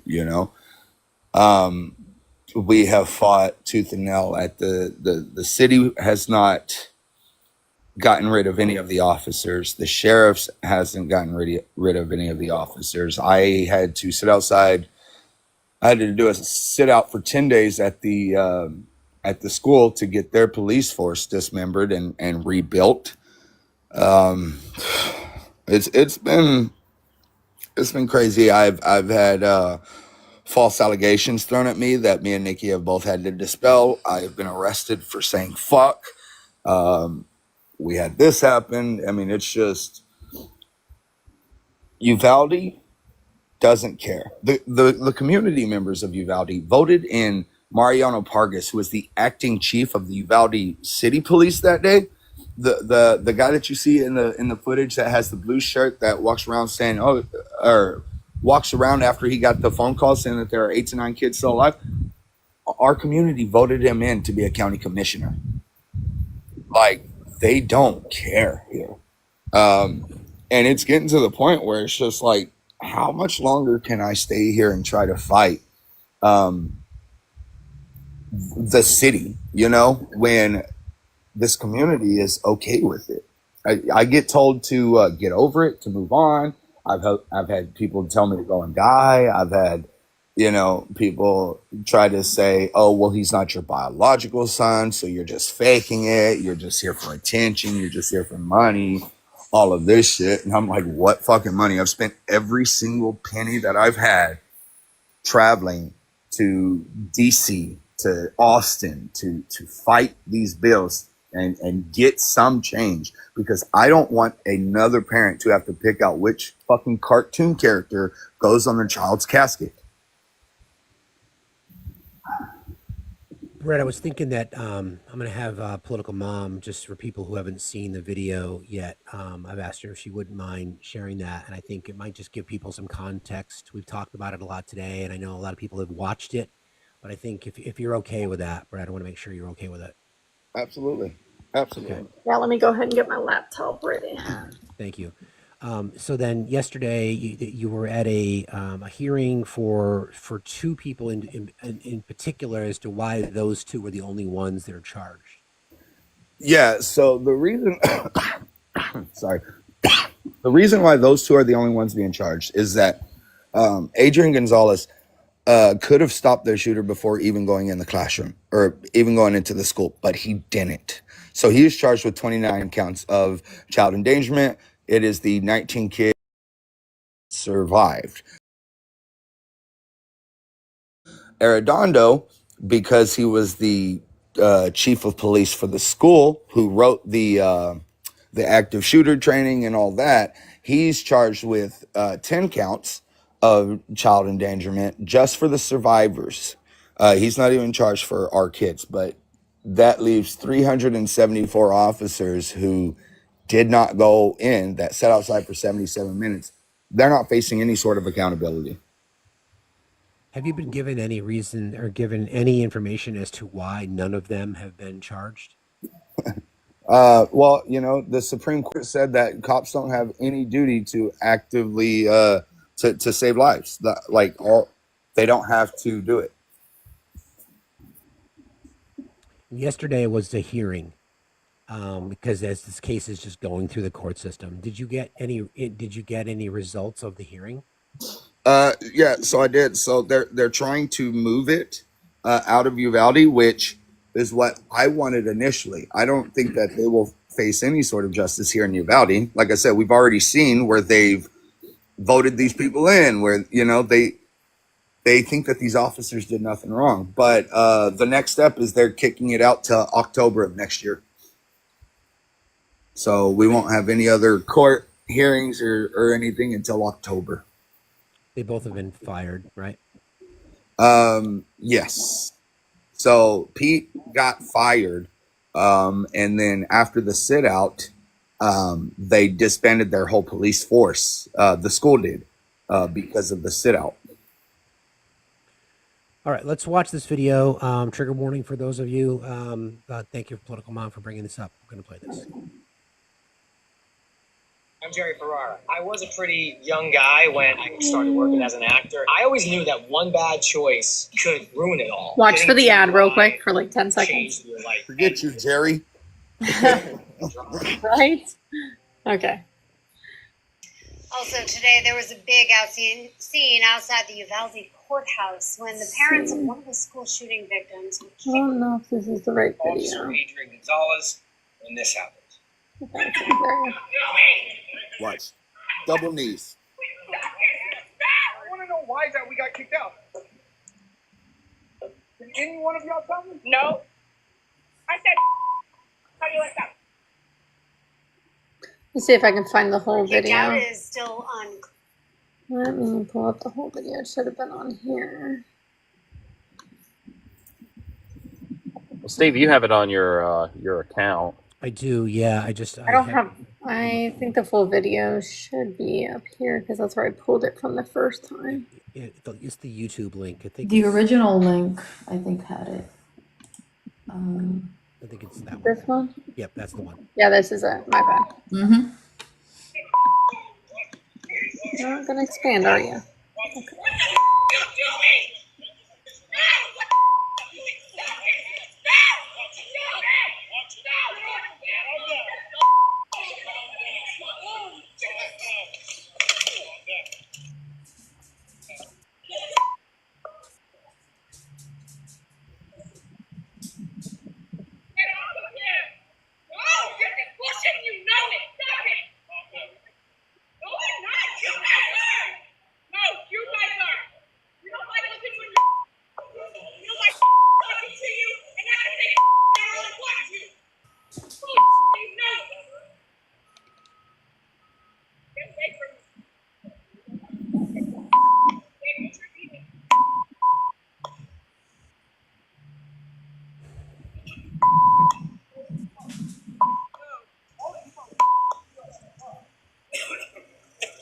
So that's the incident that we've been talking about, friends. Thanks for playing that, Chelsea. I appreciate it. So if you look, we're coming out, and I'm telling them, I'm like, get the fuck off of me. I'm not detained. I'm a grown ass man. I can walk on my own.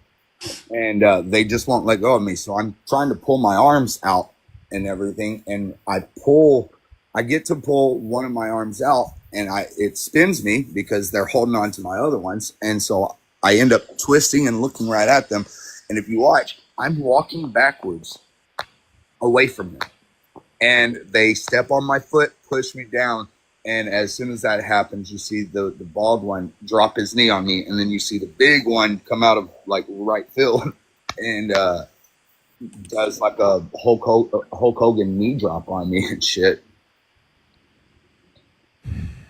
And Steve, why don't you go ahead and play the shot line of Uzi again so that the people listening know why Brett was there and what was going on. I am. Just as a reminder, real quick before I do that, I just want to let folks know that we are we're up to 50 shirts sold. The Sound of Children t-shirt. This link is available in the link tree that's in the merch store. That's in the link tree that's in my bio. The Sound of Children's screams have been removed. The new motto of the United States of America.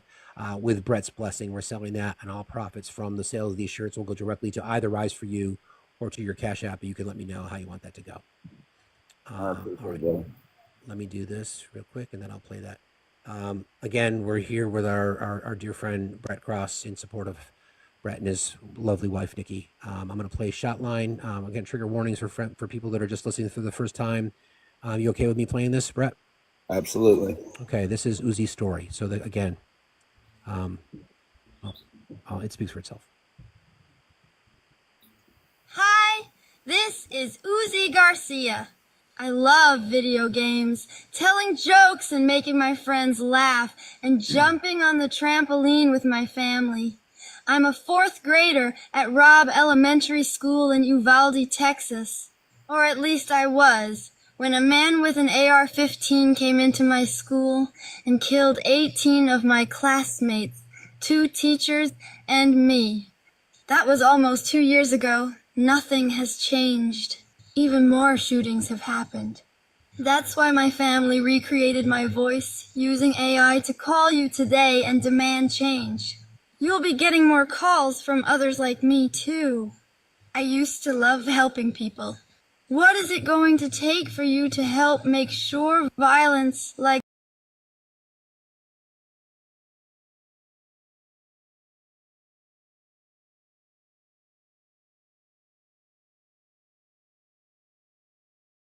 others like me, too? I used to love helping people. What? On that call. Did someone reach out to you, Brett, and ask to have that made? So that was done by Manny and Patricia Oliver. They started the organization Change the Ref after they lost their son Joaquin in the Parkland shooting. We became family, after this. Manny is the guy who, got kicked out of the White House. He's the one that climbed the crane over the White House to get a meeting with Joe Biden. I mean, dude is amazing. Him and Patty have, like I said, our family. And he reached out. He worked with March for Our Lives to get all of that. So you can hear, like you said, you can hear Uzi's story, you can hear Joaquin's story, you can hear Ethan Song's story, who lost his life because of an unsecured firearm. You can listen to, I believe her name is Kaylee, whose dad ended her life. You can listen to Aquila de Silva, who just went out to go eat at Waffle House and lost his life.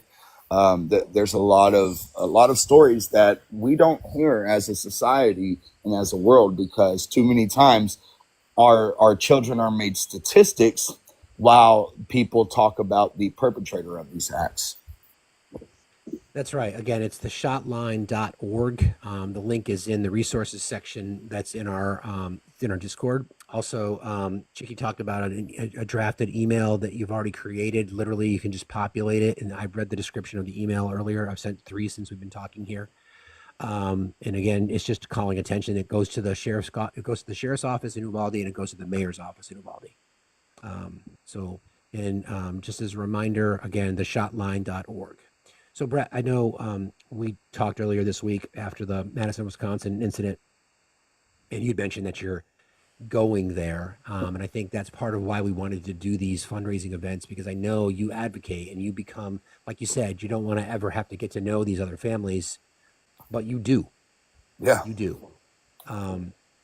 Aside from the obvious, have you found things that connect you all?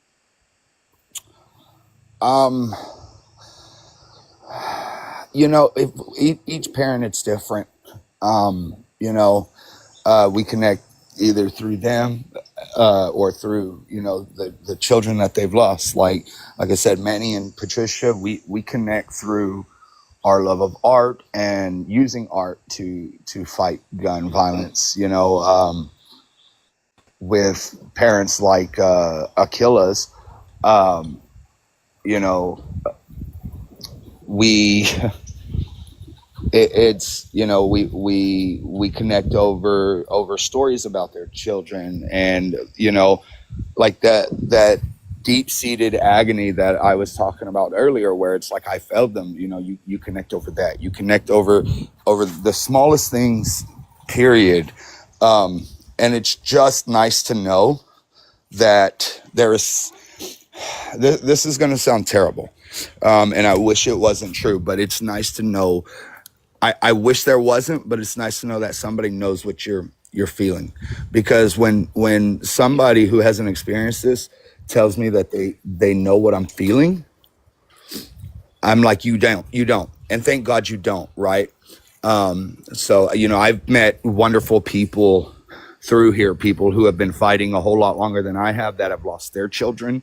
And it helps. I like to spread, some of the wisdom that they imparted on me, to other people. But this fight has been going on for so long that a lot of these major players in the game who travel to these places and they help these parents, they're getting older. They're not able to do this as much anymore. So now it's on to us to continue, and it shouldn't be.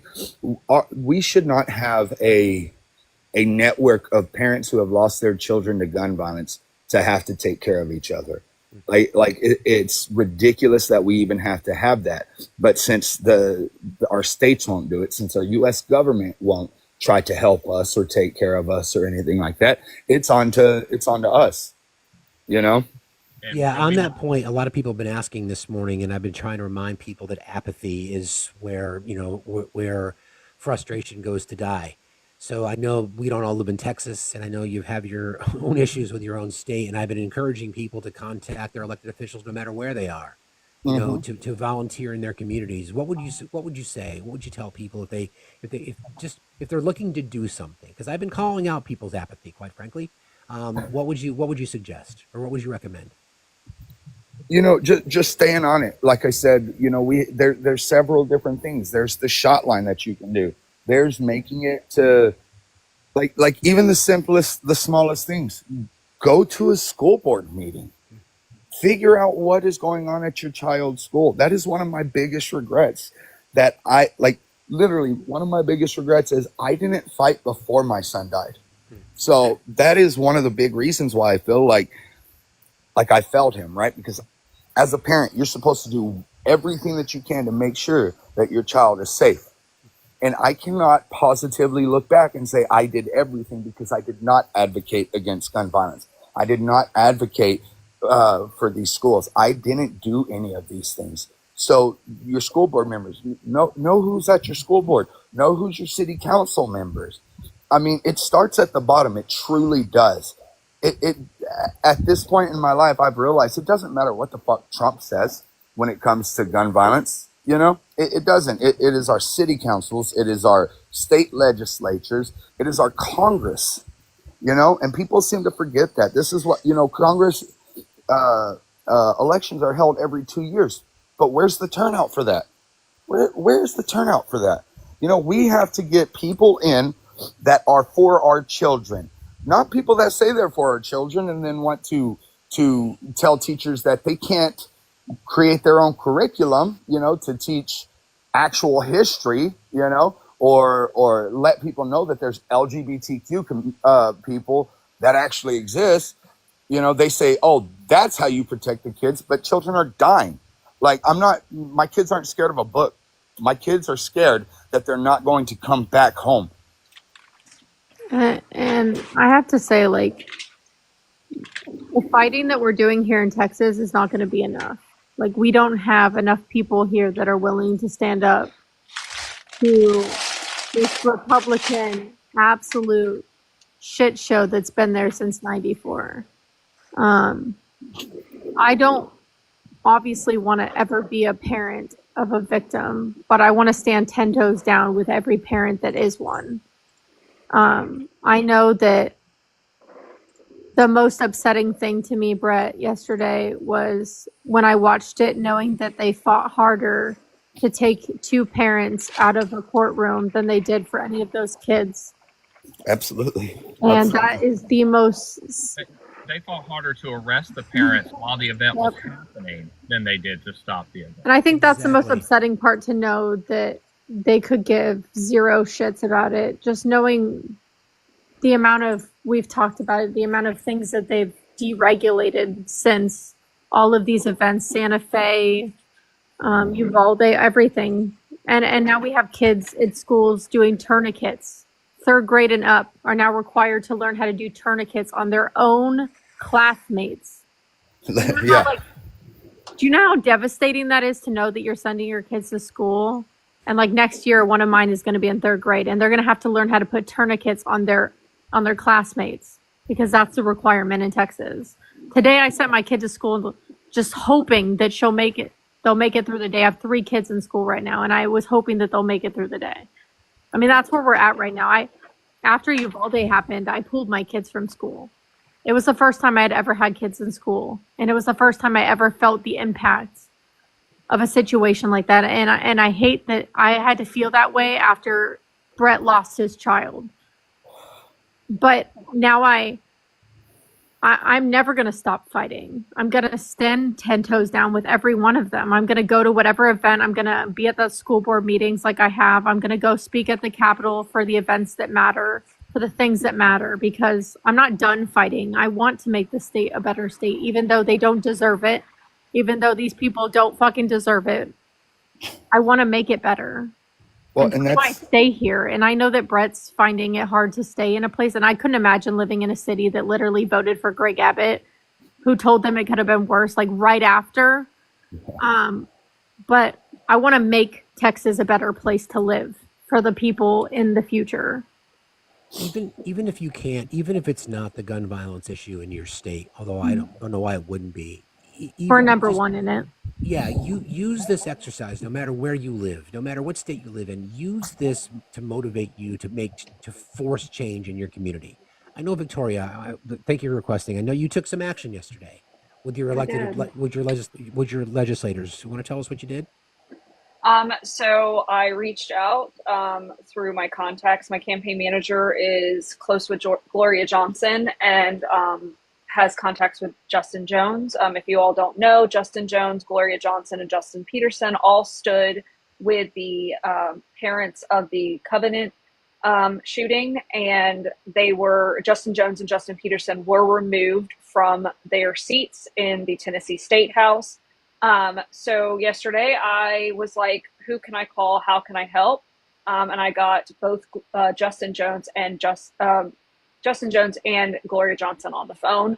And Gloria, I've sent them both all the information for this, but I actually got more information this morning. I actually just got this.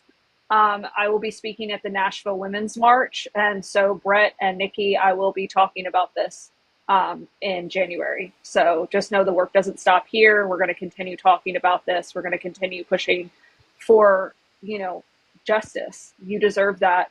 And everyone deserves that, but you all specifically deserve that. So thank you so much.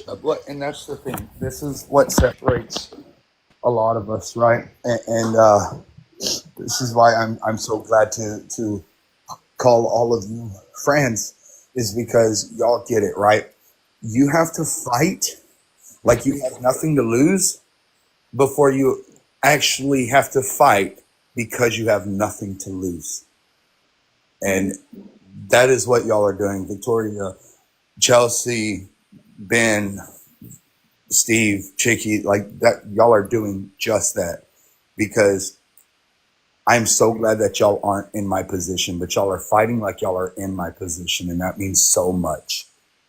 Well, yeah, to go back to something you said earlier, Brett, like people are like, oh, well, I can imagine, or I empathize, right? Like, no, you don't, right? Like, I teach this at undergrad and graduate level, this everything. I've published 17 papers on this. I am more in the data than 99.9% of the people in this country, and even I can't empathize. I can sympathize, but I can't empathize because I've not been through it. I've not experienced it. I teach it, can talk all day about the research on it.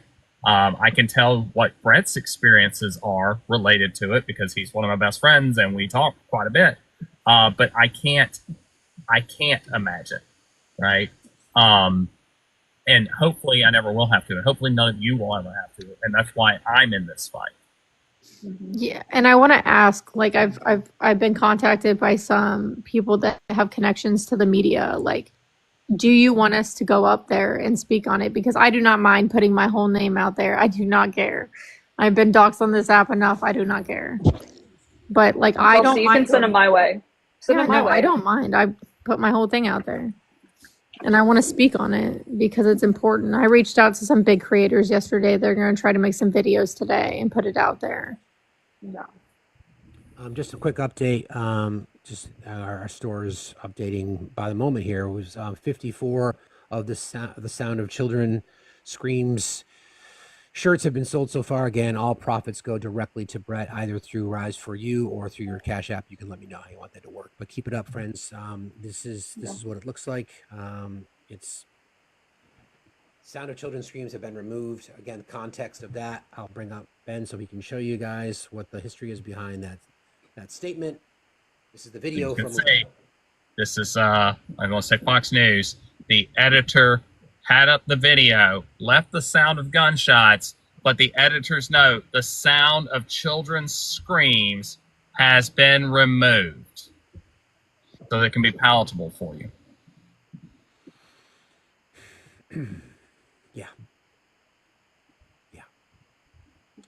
Again, that shirt is in the link tree that is in my bio. You'll find that there in the merch store. I appreciate that. Also, the links to Rise for You's there, the links to the video that Political Mom played for us earlier with what happened, the full-length video, Brett gathering himself. I don't know how you did that at that moment, my friend. I really don't. But that's what heroes do. And I will go out, not even have to go out on a limb to call you and your wife a hero. There's no doubt about it. But Nikki's getting ready. She's having a call on something, but she's going to come up here in a second and tell a little bit more as well. Just give us a. I'll go ahead. I've got some things I need to do. I'll go ahead and drop to make room for Nikki, so you have a box ready. Okay. Mm-hmm. Okay. Ben. I just wanted to come up here and say that for you all too. I will drop here soon as well, but I wanted to come up here I broke that news on your live. I've only told my campaign manager, my treasurer, and my husband at this point, so no one else knows. I appreciate that. But you know, Brett has been a part of my stump speech since the moment I went up with Ben and Brett. I talk about how we shouldn't know each other. I should know Brett and I should know Ben, but I was called to action and I'm here, and I want to make sure that even though we don't live in the same state, that doesn't matter. I work for you all. I represent you all, and I want every single person to feel represented, and that's a big task to handle, but you deserve better. We deserve better politicians. And if your politicians aren't out here speaking about this, if they aren't pushing back and standing with everyone like myself, like Gloria Johnson, like Justin Jones, Justin Peterson, and let's be clear here, Justin Peterson and Justin Jones were the only two removed from the Tennessee legislature. They were removed because they are black men. Mm-hmm. Plain and simple, because Gloria Johnson was the first one to call that out the moment she was asked by the press. And they've all been reelected to office, but now the Tennessee legislature says if they stand with people again and they are removed from the supermajority, they will not be able to be elected into those positions. I don't know about you, but that feels like you're not allowed, they're controlling your representatives for actually representing you. And I know all three of these people. I know Gloria the best, and there's no reason they should have ever been removed from office for standing with families, standing with their constituents.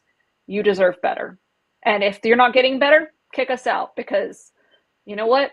Fuck them politicians. Up to 57. Exactly. I love you all. Thank you, Ben. Love you, man. And, Thank you, Ben. Bye, Ben.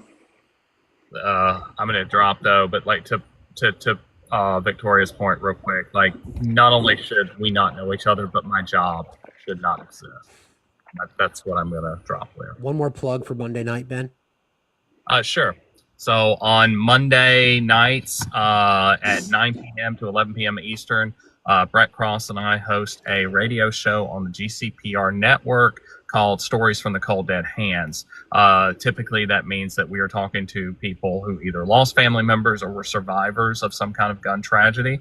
But this week coming up, we're going to have Steve and Matt sitting with us to kind of talk about what happened yesterday. So it's going to be a little bit different format. But hopefully we see you all then. And with that, take care of each other. Thanks for asking. You too, Bye, bud. Ben. Be well. Take care. Bye, Ben. Take care. All right. So just as a reminder, we're here celebrating Ben and Nikki for the amazing human beings that they are. And I will share everyone's sentiment. It's crazy that we know each other. I'm glad that we do, but it's crazy that we do. There are communities that are formed for a variety of reasons, and this is one that no one wants to be a member in. Communities of survivors, communities of parents of children who are massacred in our country. Again, a reminder, the number one cause of death for children under the age of 17 in our nation happens to be gun violence. And we have apathy in our government to make change, and that is a both sides issue. There's no doubt about that. We have to demand action. We have to hold our elected officials accountable. We have to demand action, then demand action again. And again, if it's not gun violence that's the motivator for you, maybe it could be something else. Maybe you've never reached out to your elected officials before. Maybe you've never contacted constituency services, because Victoria knows everybody's elected to Congress has got a constituency services division. That is their job, to respond to their constituents. Many do, many don't. Hold them accountable. Ask again, and then ask again, and demand a response. If maybe it's dirty water in your town, maybe it's whatever it might be. Maybe just start exercising that muscle. So the more and more situations like this come up, you become someone who spreads the message to others to do exactly that. Yeah, exactly. You want me to? Sorry, go ahead, Brett. Oh, I was just going to say real quick, I want everybody to sit there and ask themselves, what are you willing to lose before you get up and fight? Because I don't want you to lose anything. You got to fight before you're in my position, and not just mine, This isn't even just about gun violence. This is about everything. This is about women's rights. This is about LGBTQ rights. Are you willing to lose your mom? You're willing to lose your daughter, your sister? Are you willing to lose your LGBTQIA friends and family? If fight before you lose them, because it's harder to fight after you've lost somebody that you love. It's a really good call out. And just as a reminder, section in our Discord that will open up an email. It's already typed out for you. The subject is accountability for assault on Brett and Nikki Cross. It's addressed to the mayor of Uvalde. It's also addressed to the sheriff's office of Uvalde, which is the same email address that we have here. Real quickly, County Sheriff Ruben Velasco and Acting Mayor Zamora. I'm writing to address the assault on Brett and Nikki Cross today, December the 19th, 2024. We could probably update that, so it's maybe take the date out specifically just to address the assault. Anyway, the treatment of the Cross family by your officers is beyond unacceptable. The use of violence against unarmed civilians, grieving parents who were at the courthouse to advocate for their murdered son is nothing short of abhorrent. Was standing idly by during their son's murder not enough?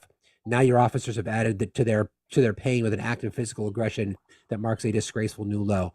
We know you will not discipline for your officers' inactions. We demand immediate and decisive accountability for their actions.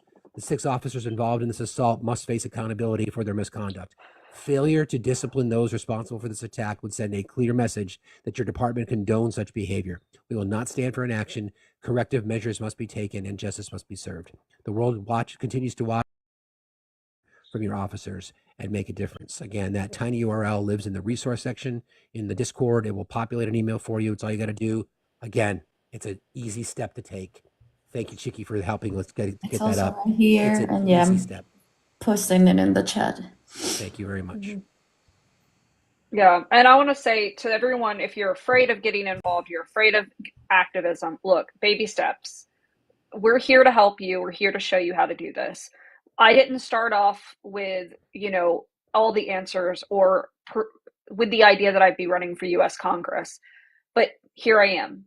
You can do it. You don't have to step into a big role to make change. And I promise you, every day of the week, it always feels better to be involved and use your voice for better than it does to just, sit and be silent or be complacent or, not be an accomplice, because we need accomplices. If we do this together, if we push back together, if we demand action together, we can force change. And yeah, it would be great if inspiration would do it. And I hope I can inspire you, but we're in a desperate point.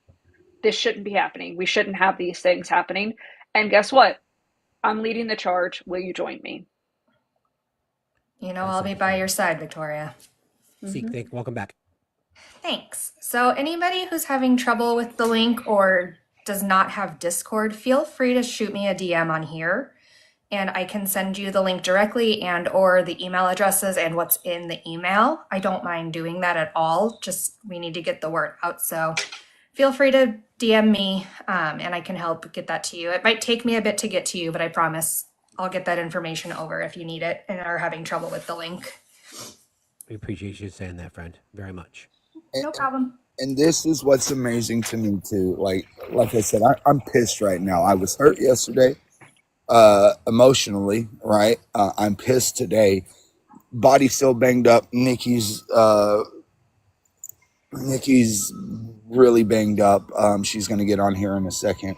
But the fact that, a community is coming together like this means more than anything else to me, because like for those that have known me for a long time, y'all have known that we've been in this fight pretty much alone. And if it took me getting my ass kicked by a bunch of cops yesterday to bring you into the fight so that you fight to protect your kids, then it was well worth it. I didn't like it, I'm not gonna lie. I told them that it took 5 of them to take me on, but if that's what it took to get you outraged, then that's what needed to happen, and unfortunately, this happens all the time. It just doesn't make the news like it does typically. You know, I've been kicked out of all sorts of places because people are tired of hearing from us. And it's, I don't know, like I said, it's just, I love more than anything just seeing everybody come together in any small way to just help out however they can, because we don't get that in this community. Like Chelsea said earlier, our town voted for Abbott back in after he told us it could have been worse. Our town voted for Tony Gonzalez to get back in after he has talked shit and me and him have went round and round and he blocks me on Twitter. My town voted in Mariano Pargas onto a county commissioners. These people here do not care, right? So, like, we're alone. And I'll even break it down a little bit further. Like, after this was all said and done, before we even got the video, me and Nikki were like, did we do anything wrong? Because this is how our community treats us. Like, did we do anything wrong? You don't know how many times I went through that video yesterday, zoomed in and everything to make sure that my memory of it was correct, you know, that I really didn't do anything wrong, because our community, our town makes us feel like we are the bad guys, like the cops are in the right. So to just see everybody seeing this for what it truly is, like taking the blinders off, it really means the world to us. We've got your back, Brett. That was It's actually so disheartening in this state. Like Yeah. every day that we wake up, this state couldn't give less fucks for us. Like I happen to live in a city that actually does. That every time this happens, they bring more security, they do more things, and I appreciate that. But it doesn't take away from the fact that the state could care less that our children are dying, because if they're putting money in their pocket, that's all that matters. I mean, they've shown it time and time again with all the school shootings. We're number one in school shootings. We're number one in mortality, maternal mortality. Like we're number one in things that we shouldn't be number one in, and we're like 40th in things that we should be higher up in, and we don't care. Like we're having our governor put up billboards. I don't know if anybody's seen this story, but we're putting up billboards telling people that they're going to be raped in this state. We don't even care. That's how much we don't care. And it's so disheartening as a parent to know that I brought my kids into a state that could potentially end their life. That's the worst part of it. And so every day I wake up and I hope that I'm not one of those parents. But I will literally sit there and fight for what's right. And if I got to go to the Capitol, which I'm planning on doing, I will be going to the Capitol. If there's a protest that needs to be done, I will be at that protest. If I got to be locked up next to Brett for saying fuck, well, I'm definitely getting locked up because my mouth is so much fouler. So Yes, 100%. I already am putting my credit card in my pocket for the women's march. I already have a bail fund going. Okay. I will get Got elected. to get you a steel cup, political mom. You know, you can run it back and forth. Yeah, there you go. Look, I said it at the beginning of my campaign. If I get arrested, I'm getting elected. Period. End of story. It works. And I want to add here, too, I said this on Matt's live yesterday, and I want to say it again here. For everyone in this live, you need to understand the system's working exactly as it's intended. Brett and Nikki are we're seeing their suffering in full view. But if they were wealthy, if they weren't part of the working class, part of the working poor, this wouldn't be happening. They would have already had justice. They would have already had, none of this would have happened. But because they are working class, like everyone in this chat, they don't get that. And we need to understand that they're not the enemy. They are victims of a broken system that is working against us. And we as working class people need to rally together and move forward and push forward because they deserve better. We have to do better. For those of you asking about the Women's March is on January 18th countrywide. I am speaking at the Nashville Women's March. I have been given 3 to 5 minutes, so I will have to work on my speech at some point. But I wasn't on the list, and I don't know what I said or what I've done, but now I'm on the list. They messaged me this morning. So one thing that I mean, I know you're a very proud man, Brett, but I'm gonna do this. I'm gonna give you your flowers. So take them. It's been difficult for you to work. because of how Nikki, you've been stigmatized in your community. Yes. Oh yeah, Hey, I can't. I can't Facebook, get they're a. literally saying Hold on. that we. Uh-oh. While Brett's taking a second, the Women's March, you can look them up online and they should give you a state. Google Women's March. You should be able to do that. I'm going to drop down, but I love you guys. Please take care. Thank you Gift so much. Brett. He deserves so much here. If you can't gift, donate, buy a shirt, do the thing because those shirts will be worn. And Brett, Steve, Chelsea, Cheeky, Seek, love you all so much. I hope you have a lovely day. It's love. Thanks. Thank Hi, you. Victoria. Appreciate Bye, you. guys. See you later. Yeah, I'm I'm gonna gonna drop find down out. as well, but if you need Okay. anything about the link, feel free to invite me back up. I'll be here. I'm gonna Appreciate you find very out much. when the Dallas March is for people that were asking in the comments because I will be attending it and I will be very loud. You? Really? I'm so loud all the time. Elsie's gonna get loud. No. So as we were saying, it's been a challenge for you just to work. Yeah, I can't get, especially in my community and pretty much in this state, I can't go and get a, what people would consider a regular 9 to 5 because of who I am, because they think that I bring controversy. And I just want that to sink in for a second. I bring controversy. The guy who wants children not to be killed in schools, the guy who fights for his child is considered controversial. So yeah, no, I have to, I literally make my living. I literally pay my bills through this app, unfortunately. And it's not, I've got 6 kids, there's 8 people in my house. Shit ain't cheap, right? But through everybody, I'm able to make it to the next month, which is, I have to give major props to my kids because they're not, spoiled brats that have to have everything and all of that. They know why dad does what he does. They know why mom does what she does. They know why mom's going back to school.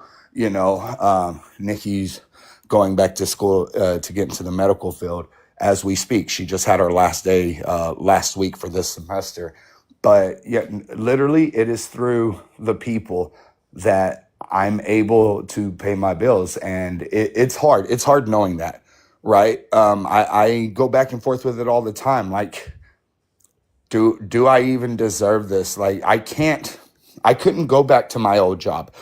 So I climbed up 300 feet in the air, and do you know how easy it would have been to just take a step, and then after that, you get arrested for saying fuck, you get, bullshit allegations brought up against you that, we've dispelled. Nowhere hires me. It's wild. But I honestly, though, I wouldn't trade it, because if I can save just one kid's life through Uzi, then it's all worth it. Nikki's in the chat. I think she's requesting that. Sorry. It's okay. I want to bring her up. There she is. Hi, Nikki. And Hang on. Hold on. Let Brett finish and I'll be right. oh yeah, I was just gonna say, like, we listen. If we save Chelsea's kids, if we save Steve's kids, if we save any of y'all's kids, that's all that matters. But as much as I am pissed off today, it doesn't change the emotional factor of what happened yesterday. Like I said, I was truly scared there for a minute. And Nikki was too. Nikki, I'll let her tell it, but she had nightmares all last night about me not making it, because of the situation. And I'll let her expound upon that. Please do. Hi, Nikki. Okay. It's kind of emotional for me today because this entire community is just being really hateful online, of course. Um, yeah, after seeing what they did to Brett yesterday, you'll see in the video how I'm kind of just walking on my own on the other side. And I didn't notice what was going on until they had him on the ground. And then I saw that guy like drop his knee onto Brett's chest. And then the other guy get on him too. And, all I could picture was the George Floyd moment, and when nobody's around and nobody's helping him. And then he like dies in front of everybody and he calls out for his mom and stuff, and I'm just freaking out trying to get them off of Brett. So I just kept having that dream that like I ended up not getting over there and not being able to push that guy off, none of that stuff. And it just, I don't understand why people hate us for what we do. Like, I don't get it. Well, we have this conversation a lot about how the two of you are so empathetic towards the needs of others. I'm going to assume that you've always been like that. Empaths never get back what we give, so you shouldn't be surprised that you're not going to get, because we think about humanity, right? And if we can't find common ground in just supporting people that need help, then what are we all fighting for? I mean, both of you just addressed that. Like, you're concerned about the next one. We all are. But you have every reason to tap out and say, we're just going to isolate ourselves. But you're not. You're not. By the way, up to 61 shirts sold, approaching $600, and money's coming your way. So thank y'all so much.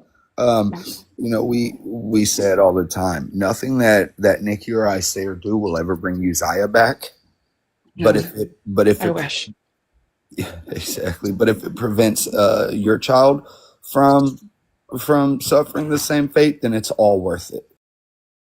2 other children that are still in school. We have a 7th grader and a 4th grader again. So, I mean, I have to stay concerned with the school districts and what they're doing, and are they making enough improvements? To me, I don't think any school district will ever be good enough after this. Like, they just won't. I don't know. I will never trust a school district to tell me that their schools are safe or whatever, so. Nikki, are you okay with us playing this video? Yeah, it's okay. I've seen it thousands of times now. I'm sure. So yes, it's okay. Okay. So Our kids, our teenage daughters were like watching it on repeat. You see how he grabs Brett right, and then the knee goes, and I'm just like, no. And 4 of them grabbed me, like.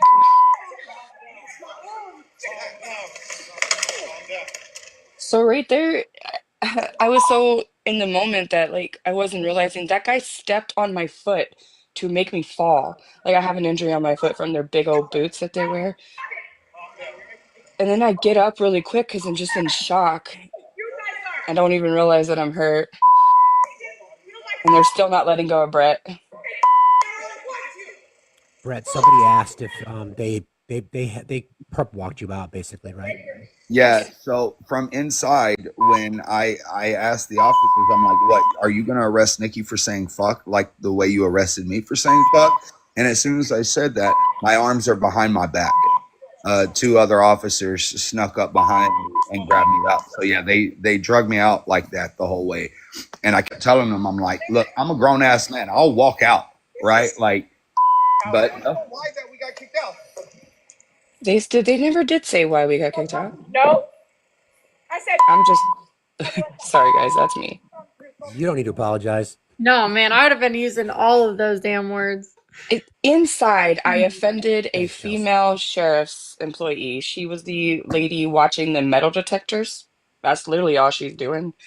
She just kept making smart ass remarks, and they make me take off my necklace. And the only thing on this necklace is Uzziah's thumbprint and his birthstone. And they forced me to take it off through only that checkpoint because the other checkpoint doesn't make us.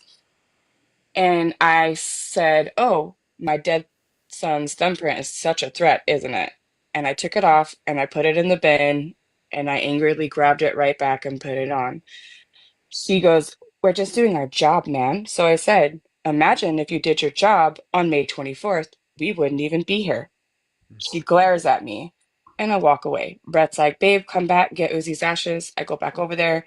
He hands me his bracelet that has Uzi's ashes in it because there again, they force him to take it off. So I'm holding it and she's like, "Ma'am, you need to be back. I am more than an arm length away from this woman." Literally. And I said, "I am not a threat to you. I'm not even close to you. Shut up." She got mad. she just kept on. I don't even know what she was saying because I was trying to tune her out. So I looked at her and I said, "Don't fucking talk to me." And I walked away from her because, like, I don't want to communicate with you, lady. And all of a sudden, I'm already going by the door to get inside the courtroom. I'm just like, I'm going to ignore the rest of these officers.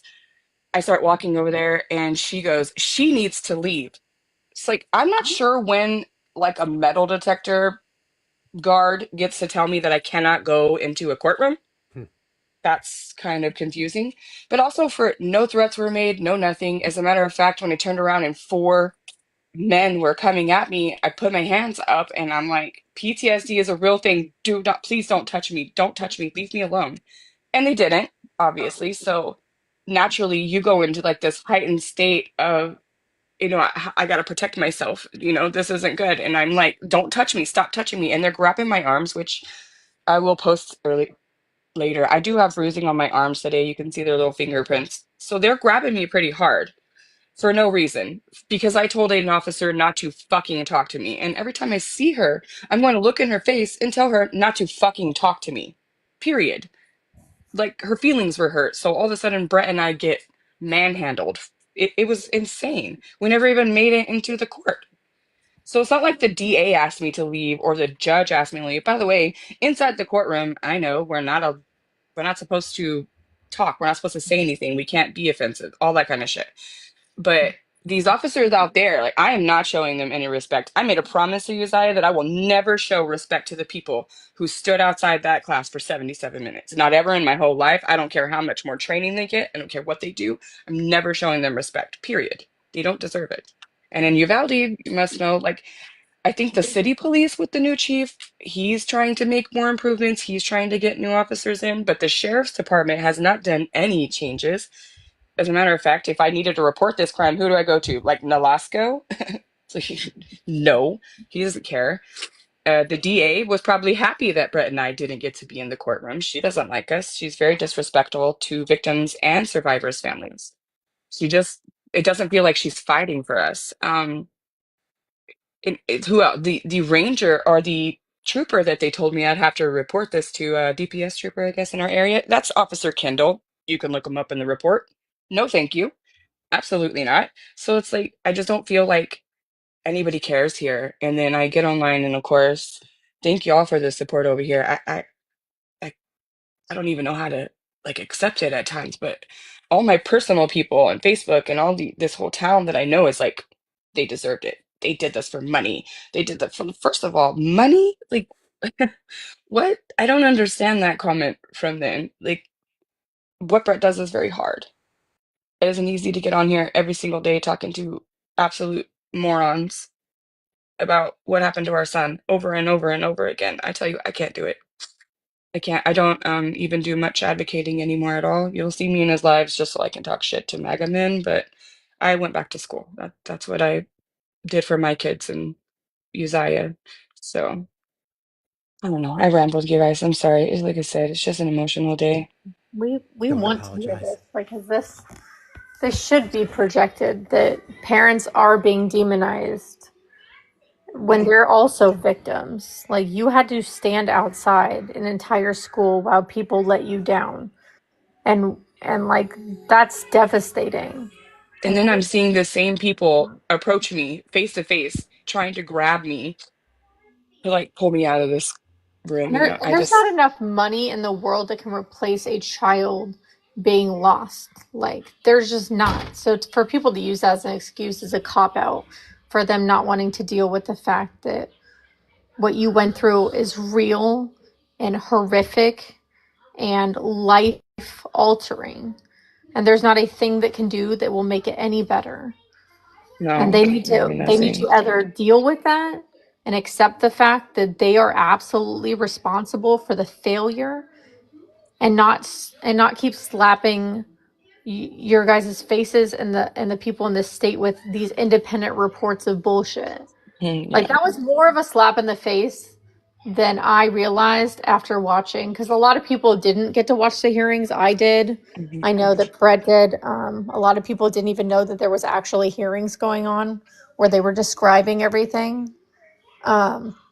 But they did an independent report that told us that those officers, those sheriffs acted with courage and strength. And I don't know where the courage and strength was, but that was a slap in the face to everybody that has advocated and has fought for the victims and their families, and even the victims and their families. And these officers, they should have all been fired. There should have been an entire department gone. I think they claim that there aren't enough officers to replace these positions, is kind of what they were telling us. And I kind of was like, I don't care, you know, I don't care. None of them should have their job. Pete Arredondo likes to say that he was actually protecting all the other children in the building. That's what he was saying yesterday by his actions, right? He's really trying to shine on that now. He hasn't said that in over 2 years, to my knowledge. I don't which, know. which But is which is funny, babe, because remember in the video he goes, I know that there are children still in there, but time mhm. is on our side. Yep.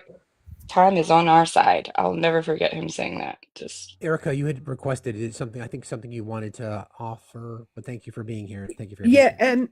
just a couple of things. First of all, thank you to the 63 people who have bought shirts so far. We're about $20, well, about $13 actually away from raising $600 for Brett and Nikki. That's not including any donations that people have made. But what I want to say is for people who are like me, who live outside the US, shirts ship from the EU, from Australia, from Canada, and from the US. So if you want to buy one, don't be worried that you're going to get horrendous shipping because they're all coming from the US. I just wanted to say that because I know that there are a lot of people from outside the US who would like to support you guys too. And it's sometimes we can't support you because we don't have Cash App and Venmo in the UK, so or in other countries in the world. So the shirts are available if you go to Steve's Facts Linktree, which is in his bio. Please don't gift me. Can you please gift Brett and Nikki? Thank you, but please gift them rather than me. It's in Facts bio. You can go there. I've also posted the link in my Blue Sky to the shirt. Matt also has it. This is the shirt. The sound of children screaming has been removed. This is the caption that Fox News put on a video of what happened at Uvalde, because it was okay to get people in to watch the video, but they didn't want them to be offended by the sound of children unaliving. But please, please, please do go, and if you're from Europe, from Australia, from Canada, outside the US, please do utilize the shirt as a way of donating. That's all I wanted to say. Thank you, Erica. Appreciate that. No, I have to drop down, but thank you for having me up. You got it. And Brett and Nikki, if there's anything else I can do for you, please do not hesitate. Thank you so much. Thanks, Chels. I think that might be a great opportunity here as we're winding down, just for you guys to say whatever you'd like, as is the case. I think I'll start with Chicky first, since you've been hanging out here for the day and just being quiet down there, helping us get rolling. Is there anything that you'd like to add? Anything you'd like to say before I hand things over to Nikki and Brett? I'm good. Okay. Happy to for help being as here. much as I can. I appreciate you very much. Nikki, what would you like to say? I just want to. Brett's little fan is in here. You want attention? Let me see his exact name, Mr. Cake Texas, right? He's always in Brett's lives. He loves Brett so much. What do you guys think that Brett did before this? Like, he worked on wind turbines, sometimes 50, 60 hours a week, as a stay-at-home mom, taking care of our 4 children that were living at home. I took in Uzziah and his 2 siblings in 2022. I was more than happy to welcome them to my home. Those kids have been bonded to us for quite some time. We were sort of like their weekend parent kind of thing. We lived in Uvalde, they lived in San Angelo, so they would visit us just off and on, and in the summers and holidays and stuff. And We loved that. But when my birth mother got sick, that was their grandmother, I was like, where are the kids? Can the kids live with me? So they came to live with us. It was so happy in my home from August until May. The kids loved it. We had an amazing Christmas.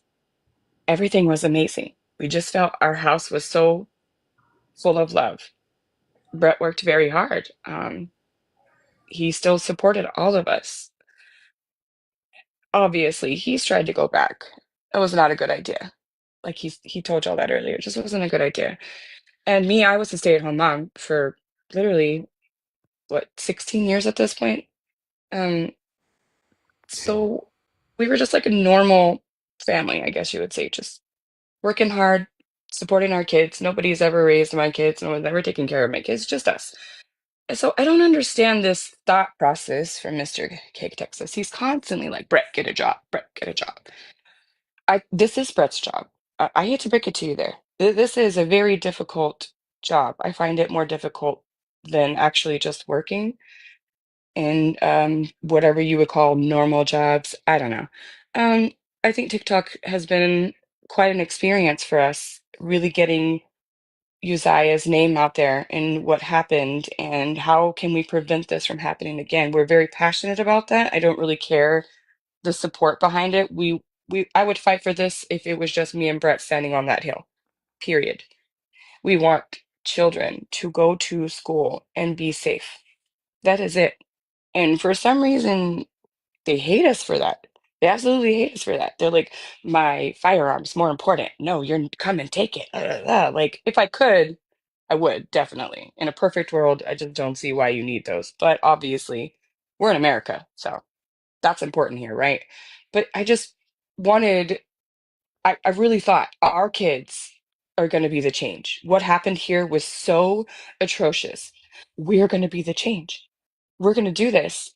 Immediately met with no, no, no, no, we don't care. No, no, no. We're in Texas, right, guys? Texas, they love their firearms here. Just, it was disrespect to our faces months after we buried our children, months. And I couldn't believe it. I actually couldn't handle it. I had a mental breakdown. And you guys love to bring up some stories about Brett in there. Well, talk to me about it. It's a mental breakdown, along with other things. It's horrible. Nobody understands. Nobody's trying to help you. The government's going to tell you that they're trying to help. The state is going to lie to you and tell they didn't help us. That's a lie. They wanted us to fill out 40 pages for what is that called? Like the victims Yeah. compensation or something. And It's no family. crazy. Yeah, no family ended up receiving it because we all tried the first time when someone sat down with us at a computer. We all mind-numbingly gave all the information they needed, and our situation's a little bit more unique because I did not give birth to Uzziah. They love to tell me that too, but he was my son, and I'm there like, what is happening? And nobody wants to do that. They've got to come up with a better process for that too, which I plan on talking about this session. But nobody received that help. Texas really made it as difficult as possible, so they don't have to give you that. It just sits there, and I'm sure Greg Abbott uses it where he wants to, but it's a horrible process. And every single day, we wake up with a piece of our home missing. Just every single day. Every meal I make, there's one less chair. Every movie we watch, there's an empty spot on the couch. I mean, my kids didn't laugh, you guys. They didn't laugh. They just now started laughing. It's amazing to hear them again. I just want you to imagine that for your home. Like, I don't want you to actually go through it, but I would like you to just imagine that and then tell me that what Brett does now isn't work over and over every single day, talking to some of the dumbest people that exist in our country. The insults, the troll accounts that message me constantly. I dealt with a stalker in that first year. It was very scary. She put our address, my phone number, all my kids' faces and names, and it was insane. So if you think that you can go through all of this being the best version of yourself, by God, please write a book and tell me how to do it then. If not, maybe just shut up and hug your kids. Mic drop. Brett, brother. See, this is why I always try to speak before Nikki, because she makes it hard to speak after her, right? It's because I don't talk a whole lot, so I think just when I do, it grabs the attention, I guess, because you're always they're always there with you. No, just like I said earlier, fight like you have nothing to lose before you actually have to fight because you have nothing to lose. You know, I say it all the time. The first 5 seconds when I wake up are the worst because, you know, I'm never going to do something to remove myself from this planet because I have other kids. You know, we talked about it earlier. All I wanted to do yesterday when I, you know, was on the ground and they had their knees in my chest was all I thought about was making it to my son's band concert last night, which he killed, by the way. He did. He did. But you know, like I said, fight like you have nothing to lose because one of these days you might have nothing to lose in a fight.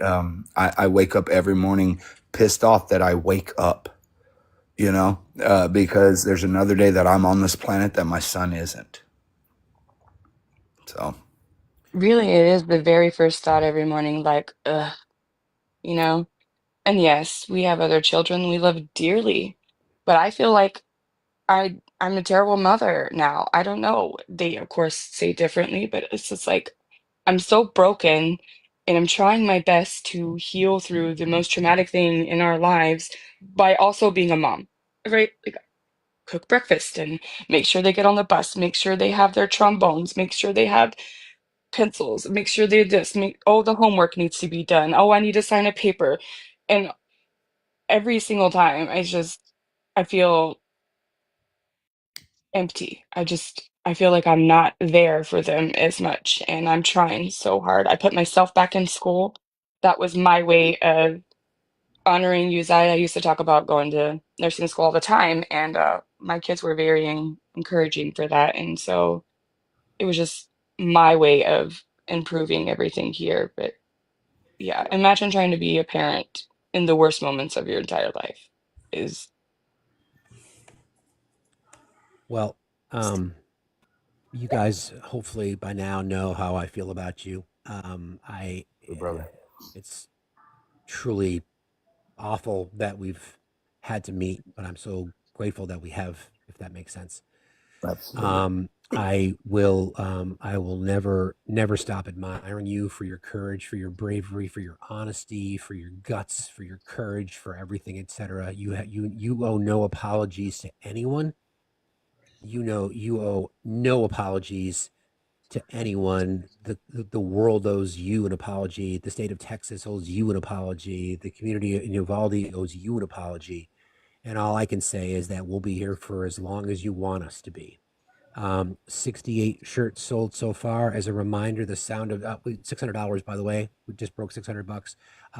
And there's been a few people that have donated. I want to thank Dana and John and others for, and a couple of other people here before I let them go. Hold on one second. It's just want to do this, get it right. And Jace as well.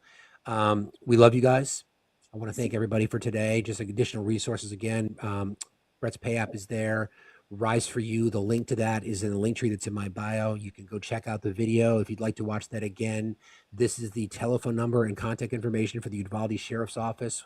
Brett and Nikki both asked us not to go beyond that, not to contact the DA. Be cordial in your offer. When you call, just ask them if there's an investigation pending or where they can perhaps, or a status of an investigation. I'll remind you about the shot line, various voices, including Uzi's, victims of gun violence. It's a simple process. It's an AI recording of these victims. You can enter your zip code and it will automatically populate and send that audio message to your elected officials. There's things we can do, friends. We have to stop being apathetic. We have to stop making complaints. Chicky, do you want to say something? I think Metalhead Mom is in the request. She wanted to add something real quick. Oh, sure. No problem. our favorite mod. Well, both of you up here, huh? Who's that? These are amazing women. You guys clap for them. They keep Brett's platform. I see Heather. I'm not sure if she's in here, but Do they go by another name? I saw Puff somewhere here too. Metalhead I don't see Mom, I think Miss Metalhead Puff. Mom. I love you, love you. But I see you more of like family and friend, you know? We do a lot of personal work with you too. Yeah, I don't see Metalhead Mod requesting. Metalhead Mom, I don't see her requesting, but If she's not, then I can um, read. that's okay. Well, So any again, to mods that purchase. are in here, I should say, even your mods. Thank you. You know, they To help purchase. everything keep going. Appreciate you. My mods are amazing. They're an incredible community. The link to the merch store is in the link tree that's in my bio. The first shirt you'll see will be this one right there, which is again, the sound of children screaming has been removed. The new motto of the United States of America. It's stark. It's in your face, and I recommend everybody has one. I can't wait to get mine. Nikki, Brett, Chicky, thank you all. Nikki and Brett, again, if there's anything that we can do in the meantime, Brett, I've got your number now. I'll connect you with the monies raised through Venmo. I'll check on Fourth Wall. I'm not sure how to pull money out of that, but I will figure that out and get that done for you. As you know, I love you guys very, very much. Thank you everybody for being here today. We're going to rate our friend Knitting Cult Lady, Daniela. If you guys are interested, it's Knitting Cult Lady or Daniela Mestinick Young. She's live currently. Again, Brett, Nikki, thank you so very, very much for being here. It's an honor to call you friends. Thank you. Thank you. Love you, brother.